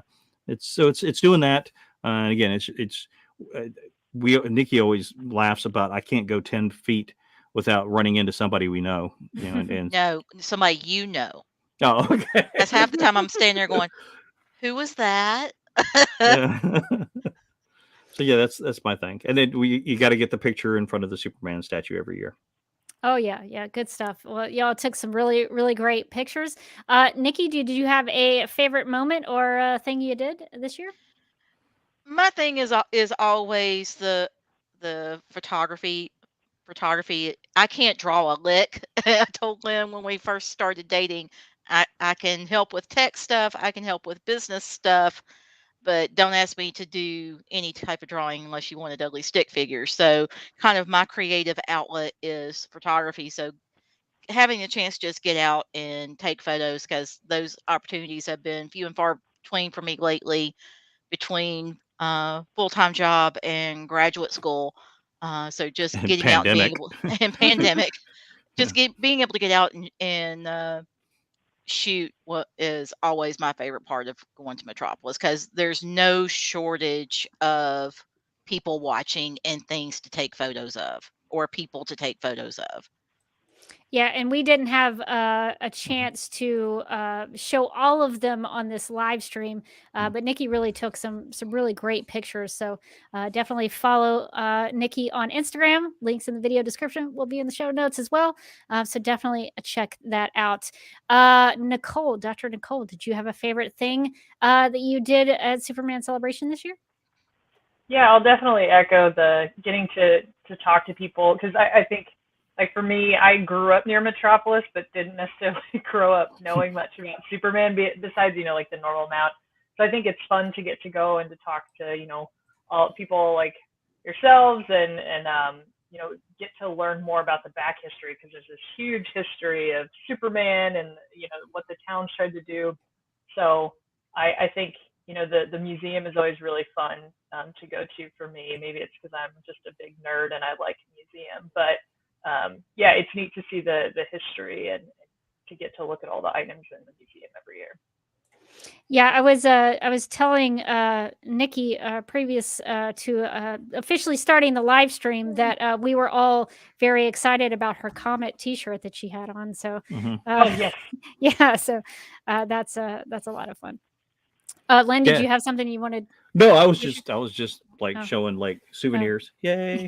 I always come home with that, the Daily Planet newspaper. Yep. They always do a special of that. Unfortunately, the Planet in Metropolis shut down recently, but I always pick up a program, and I usually pick up a T-shirt or something like that. Like I said, 2 years, 2012, 13, I got to design their T-shirts, so that was kind of cool. fun. And that's a big thing. It's like, which T-shirt are you going to wear that day? It's very important. Yeah, You got to represent properly. Yeah, that is definitely important. Yeah, I think for me, I did the budget spending a lot of money, and I definitely did that this year. So that was kind of memorable for me. I got to pick up some things that I thought were pretty interesting. I don't have them in front of me, but I did buy some of the Amazing World of Superman matchstick books, which I thought was pretty cool. They have a few of those in the museum, so I bought a couple of those just to learn more about that story that I think is so neat. So I'm always appreciative of getting to see Lynn and Nikki there. And Nicole, you and your family are so nice to let me hang out with you for the day and get to be part of your crew, because y'all are a lot of fun. So it was good to hang out with y'all. And we're going to have to twist Morgan's arm to get her to come one year and to get her to experience it.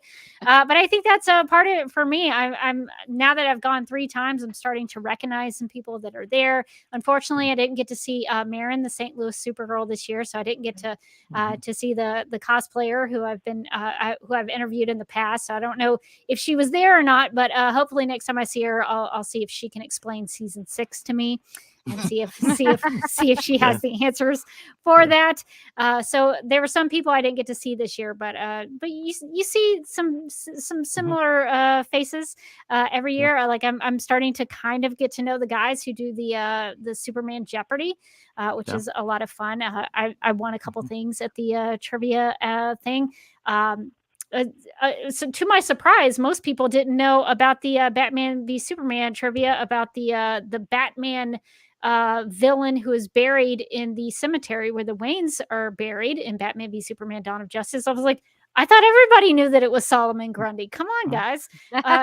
So Well, watch it a couple more times. yeah, watch it Yeah. like 20 times. You'll figure it out. Well, we were walking by the tent while that was going on, and Nikki, they did a question about Dreamer, and it's like before they could finish the question, Nikki just looks at me and goes, "Dreamer," and kept walking.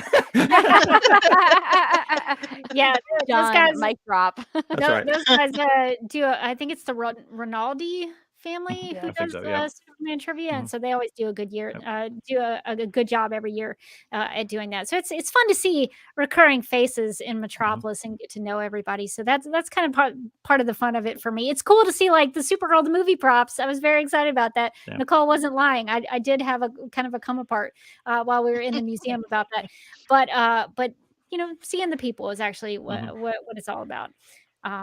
All right. Well, thank you to Lynn and Nikki and Nicole for sharing your experiences. But I think before we get out of here, I think we maybe need to do some snap judgments. In the game of snap judgments, each person is presented with 2 options, but must only choose one.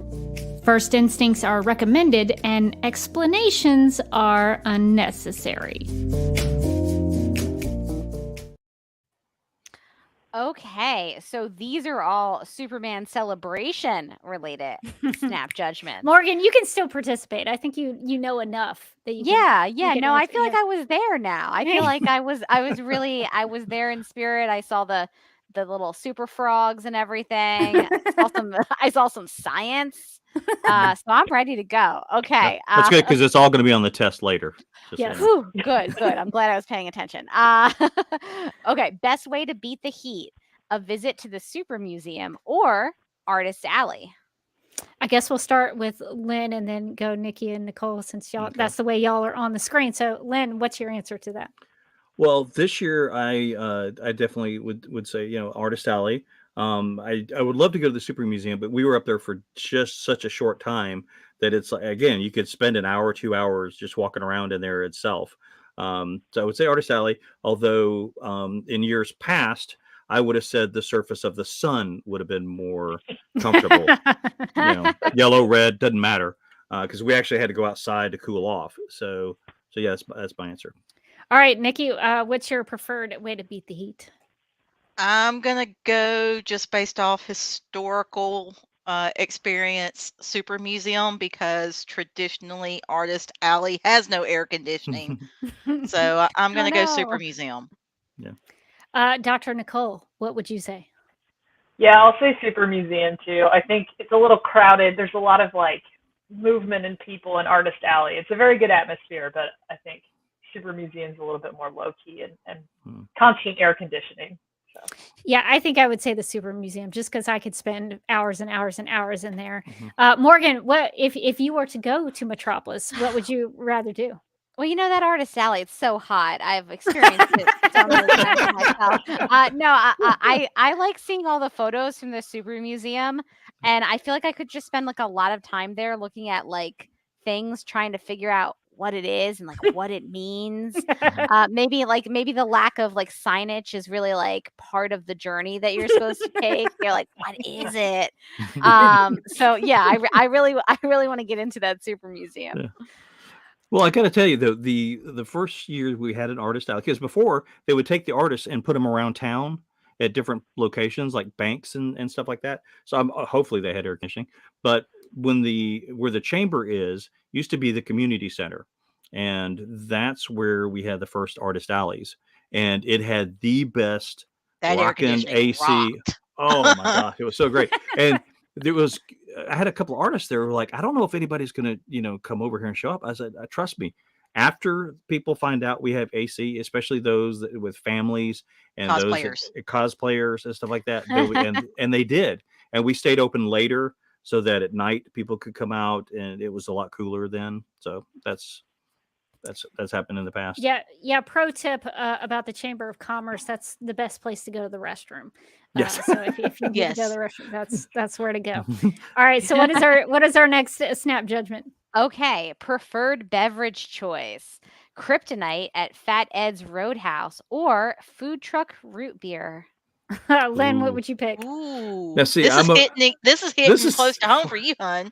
it really is because I'm a fan of both, especially like the food truck root beer because there's a river art. What's the River Arts Festival River here? Arts Fest. Yeah. Yeah, man. There's a root beer and different soda type vendor there. I love it, but getting a drink, a mason jar full of kryptonite at Fat Ed's it's become it's every year we have to do it. It's a tradition, and although I do recommend order a glass of water to go with it, just so that you are hydrating as you go along because you will need it. Because yellow sun will affect you.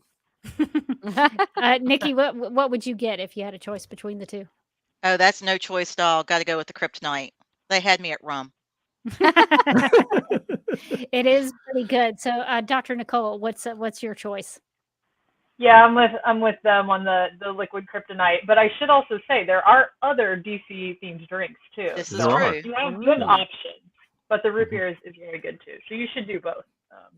You Yeah, don't you have can- to choose at Superman Celebration. Yeah, you can get Wonder Woman drinks, Mr. Freeze. I can't remember which. The Flash. There's Flash, the Joker, Superman. Yeah. Mm-hmm. Yeah, so you can get different Right. drinks, but the Yeah. kryptonite, that's the one you got to get when you go in there. So Morgan? I will probably say kryptonite, but the Yeah. root beer is so good though. Is good. Yeah. Yeah. Did they have it in like one of those metal mugs? You can get it based on price, so you can get like Oh. a plastic bottle, or Mhm. I think Dr. Nicole's brother-in-law got the flask. I think you can buy a flask of Yeah, root they do beer. the glass bottles. Yeah. Okay. Yeah, he got the smaller one last year, and then he got the bigger one this year. He loves like cocktail and glassware, like all that stuff. So Yeah, so it depends on what you want. You can kind of get variations on that. So Morgan, since you've heard all of our experiences, what would you want to do? Would you want to drink kryptonite, or are you just like gonna chill with the root beer? I'm gonna drink the kryptonite. I've heard a lot about this kryptonite drink, and like I'm ready. I'm ready for it. I think maybe I would also have that water as well. Yes. And if you're into non-alcoholic stuff other than the root beer, I also recommend a lemon shake-up. That Oh, okay. and a Where- foot-long corn dog. Oh, Where do you get the lemon shake up? there's several Food of those. vendors. Yeah, Oh, up and down okay. Market Street in Okay. front of the statue. Yeah, there's several food vendors that do all that. All right, next year. I'm putting that on my list. And speaking of food, our last snap judgment is: what is your go-to snack at Sissy's, a sweet shop? Ice cream or cookies? So, Lynn, what would you pick? We last year when we went, we did the ice cream, and like I said, we didn't get a chance to do it this year because we were so full from the burger and fries and all that and the kryptonite. But I definitely recommend the ice cream. Like so, we've got a small ice cream shop here in town, Area 51, that we love, and Sissy's reminded me of it a lot. And again, I love the atmosphere of the outdoor seating area and the big, like I said, the Love from Metropolis mural and all that. It's nice just to sit and people watch while you eat your ice cream. Good choice. Nikki, what would you pick? With all due respect to my favorite Sesame Street Muppet Cookie Monster, I got to go with the ice cream. The ice cream does help you beat the heat a little bit, so it's a smart. Me don't blame you. Dr. Nicole, are you going into Sissy's to get the ice cream or the cookies? definitely the Superman ice cream and a waffle cone. Yeah. Yeah. Oh. Yeah, that's usually my go-to is the ice cream, but I think next year I'm going to take some cookies home with me for the ride. Smart. Yeah. I might dip some cookies in ice cream. Ooh, that's combining them. That's a good strategy. Morgan, what would you rather try? I always got to go ice cream. It's the food of my heart. So yeah, that ice cream sounded good, and everybody's been picking it. So I'm like, well, I'm not turning that down. And they have other things other than the Superman ice cream, but Oh, yeah. I mean, Well, you're there, you might as well get it. When John Ostrander was there, we saw him come walking up with an ice cream in one hand and a funnel cake in the other. And walk back to his table in Artist Alley to take metformin, Yes. which is what diabetics take. Oh no! You can go that route if can. you so choose to risk it. All right. Well, I think that's going to do it for Snap Judgments. No judgments on your snap judgments. All right, that is it for this episode of Supergirl Radio. Thank you to Nicole, Lynn, and Nikki for joining us this week and letting me hang out with y'all in Metropolis. It's a real treat for me to get to meet and hang out and meet up with Supergirl Radio. We have kind of a little Supergirl Radio meetup in Metropolis. So if anybody ever wants to join us, mark it down for Superman celebration every year. I guess just quickly go around the table. How can people find you on the internet if they haven't already? So Lynn, where can people find you?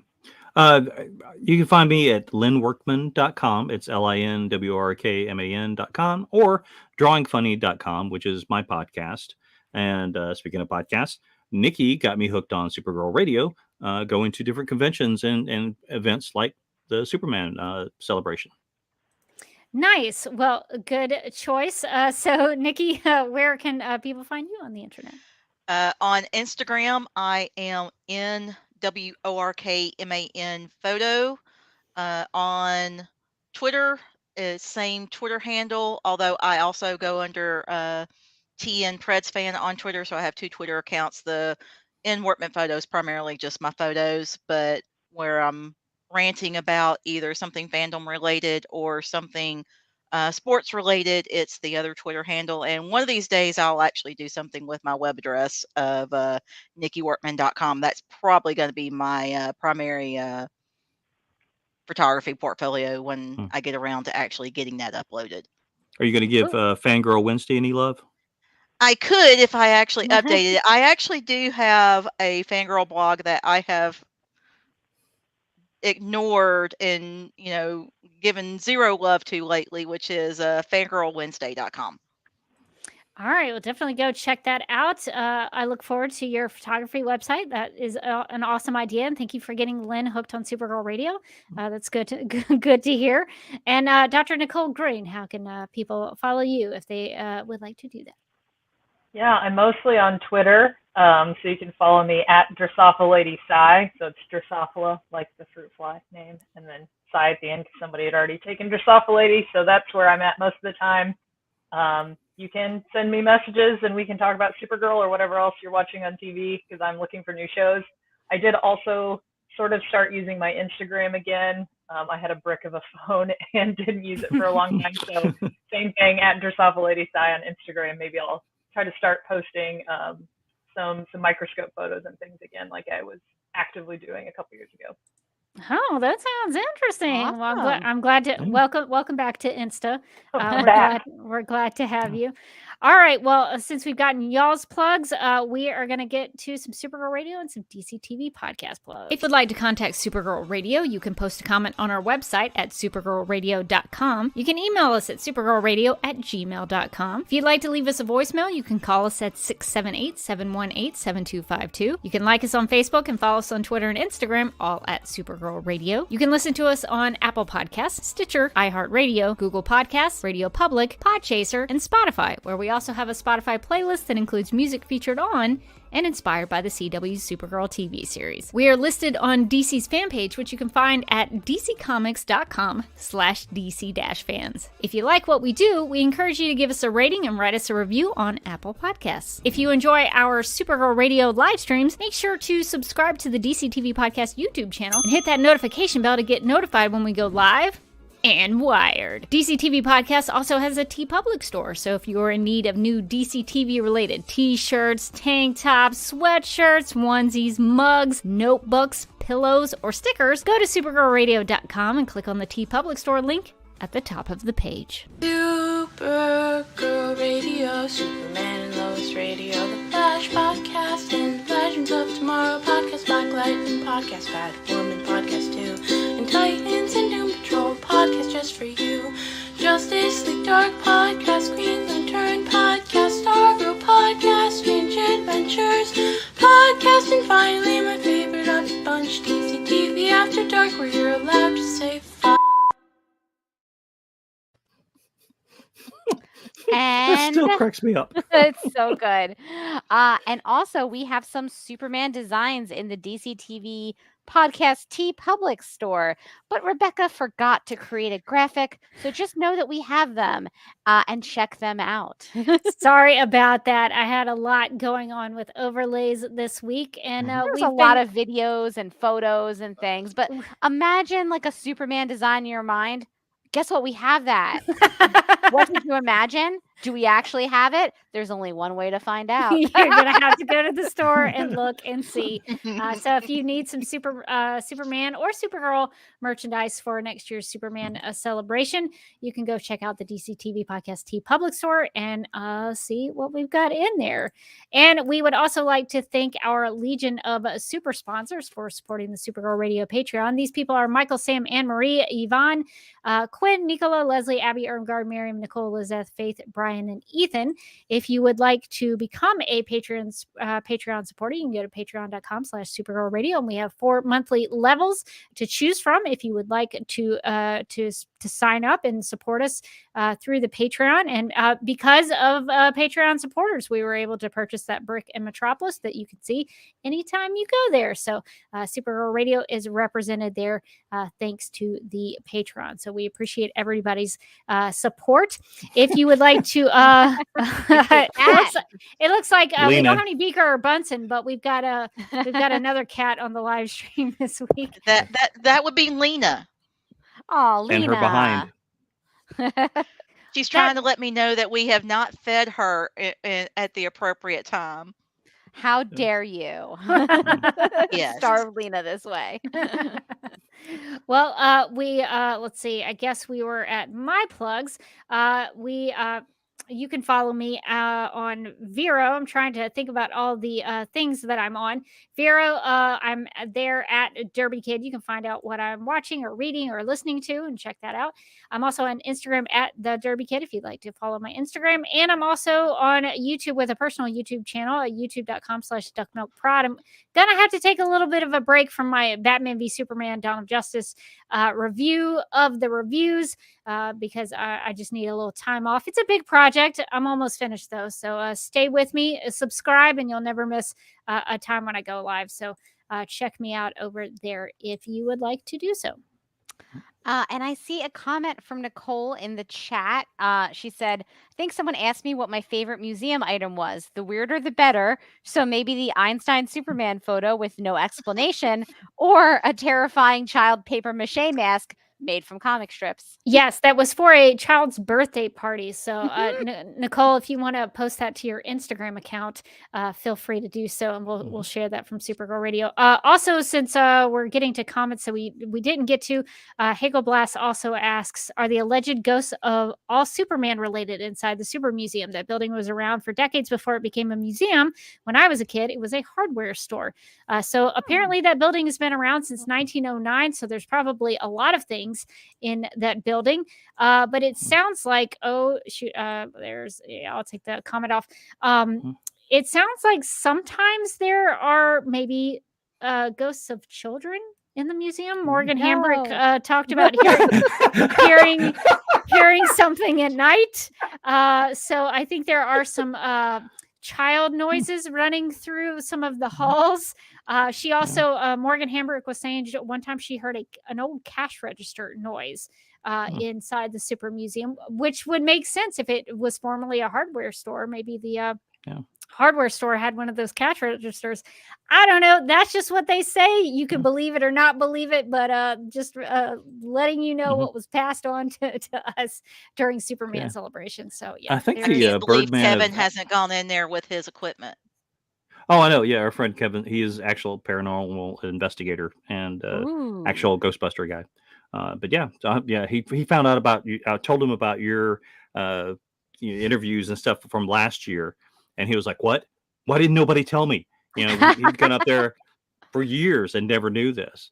But I do believe that the Birdman of Alcatraz is buried in a cemetery in Metropolis, if I'm not mistaken. That same paranormal investigation crew who talked to George Reeves, apparently they also went out to the Birdman of Alcatraz. So that whole video presentation was about kind of all of Metropolis that they went and did investigations in. So you could probably ask Morgan Hambrick if they could do an investigation. She'd probably be open to it. She seems to think that's a lot of fun. So so you never know what you might find in the Super Museum. So just keep your eyes peeled and your ears open for things. I might actually go with that one because he usually goes to like these abandoned places, and I'm like, yeah, no, I'm good, thanks. No, that's maybe a tad creepy. Well, if you find any ghosts or you find out about any ghosts, definitely report back. We want to know. We want to know about the ghosts. I made poor Rebecca go to the ghost thing because I was like, Rebecca, it's ghosts. And I did not want to go. Why? and then I properly freaked myself out. It was great. So Morgan, did you want to get to your plugs? Sure. You can find me on Twitter and Instagram. I'm at Mojotastic. You can also find me as a co-host on DC TV After Dark. As mentioned, we just dropped our new episode with the Naomi podcast co-hosts Nate and Brittany. We had a good talk with them. Unfortunately, the Naomi, like all of the shows, got canceled, but we did have a good conversation about the show and about Black Lightning and about what's the CW up to. And I let them pitch their ideas for what they would do with the CW, which was fun. So you should definitely check out that episode. And you can also check me out as a co-host on the Legends of Tomorrow podcast, where I believe in a week or so, we have a panel about Kat's newest Kickstarter, the Buy Visibility, where I have a comic story in it. So definitely you should check that out as well. And just to tease a future Supergirl Radio episode, which I think will be next week. I can't remember exactly what date it's going to drop. But I actually interviewed a comic book writer, Morgan Glennon, about her story and her process. I've heard she's really good. She's great. All these people are talking about her. She's a little bit of a prima donna, though. Have you ever seen like Arrested Development where he makes his daughter like go to the Hollywood studios and be like, everybody's talking about this Funke? I feel like I'm gonna start doing that, but at like comic book stores where everyone is talking about this Morgan. Start a real buzz. Yeah. So if you're interested in comic book writer Morgan Glennon's process, we really get into it and get the nitty gritty details of things, and we also talk about what kind of comic book would a Supergirl Radio write if we had the chance to write it? That's true. So, we pitched some great ideas. So look forward to that episode of Supergirl Radio coming out soon. Well, I guess that is going to do it for this episode of Supergirl Radio, though. But until next time, I'm still Rebecca Johnson. And I'm still Morgan Glennon. And we hope you enjoyed our trip to Metropolis for Superman Celebration.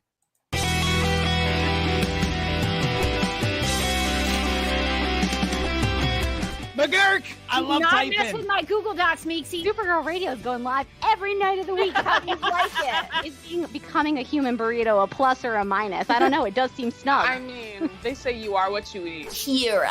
I love that. So I do a podcast called Supergirl Radio, and one of our segments is Lena Luthor, Boardroom or Ballroom. Because she looks like a boss in this coat.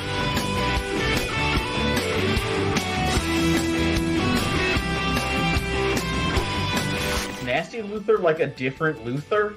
It's not just Lena being mean? No. Helen Slater here. So fun to know that you're hosting a podcast called Supergirl Radio. Yeah!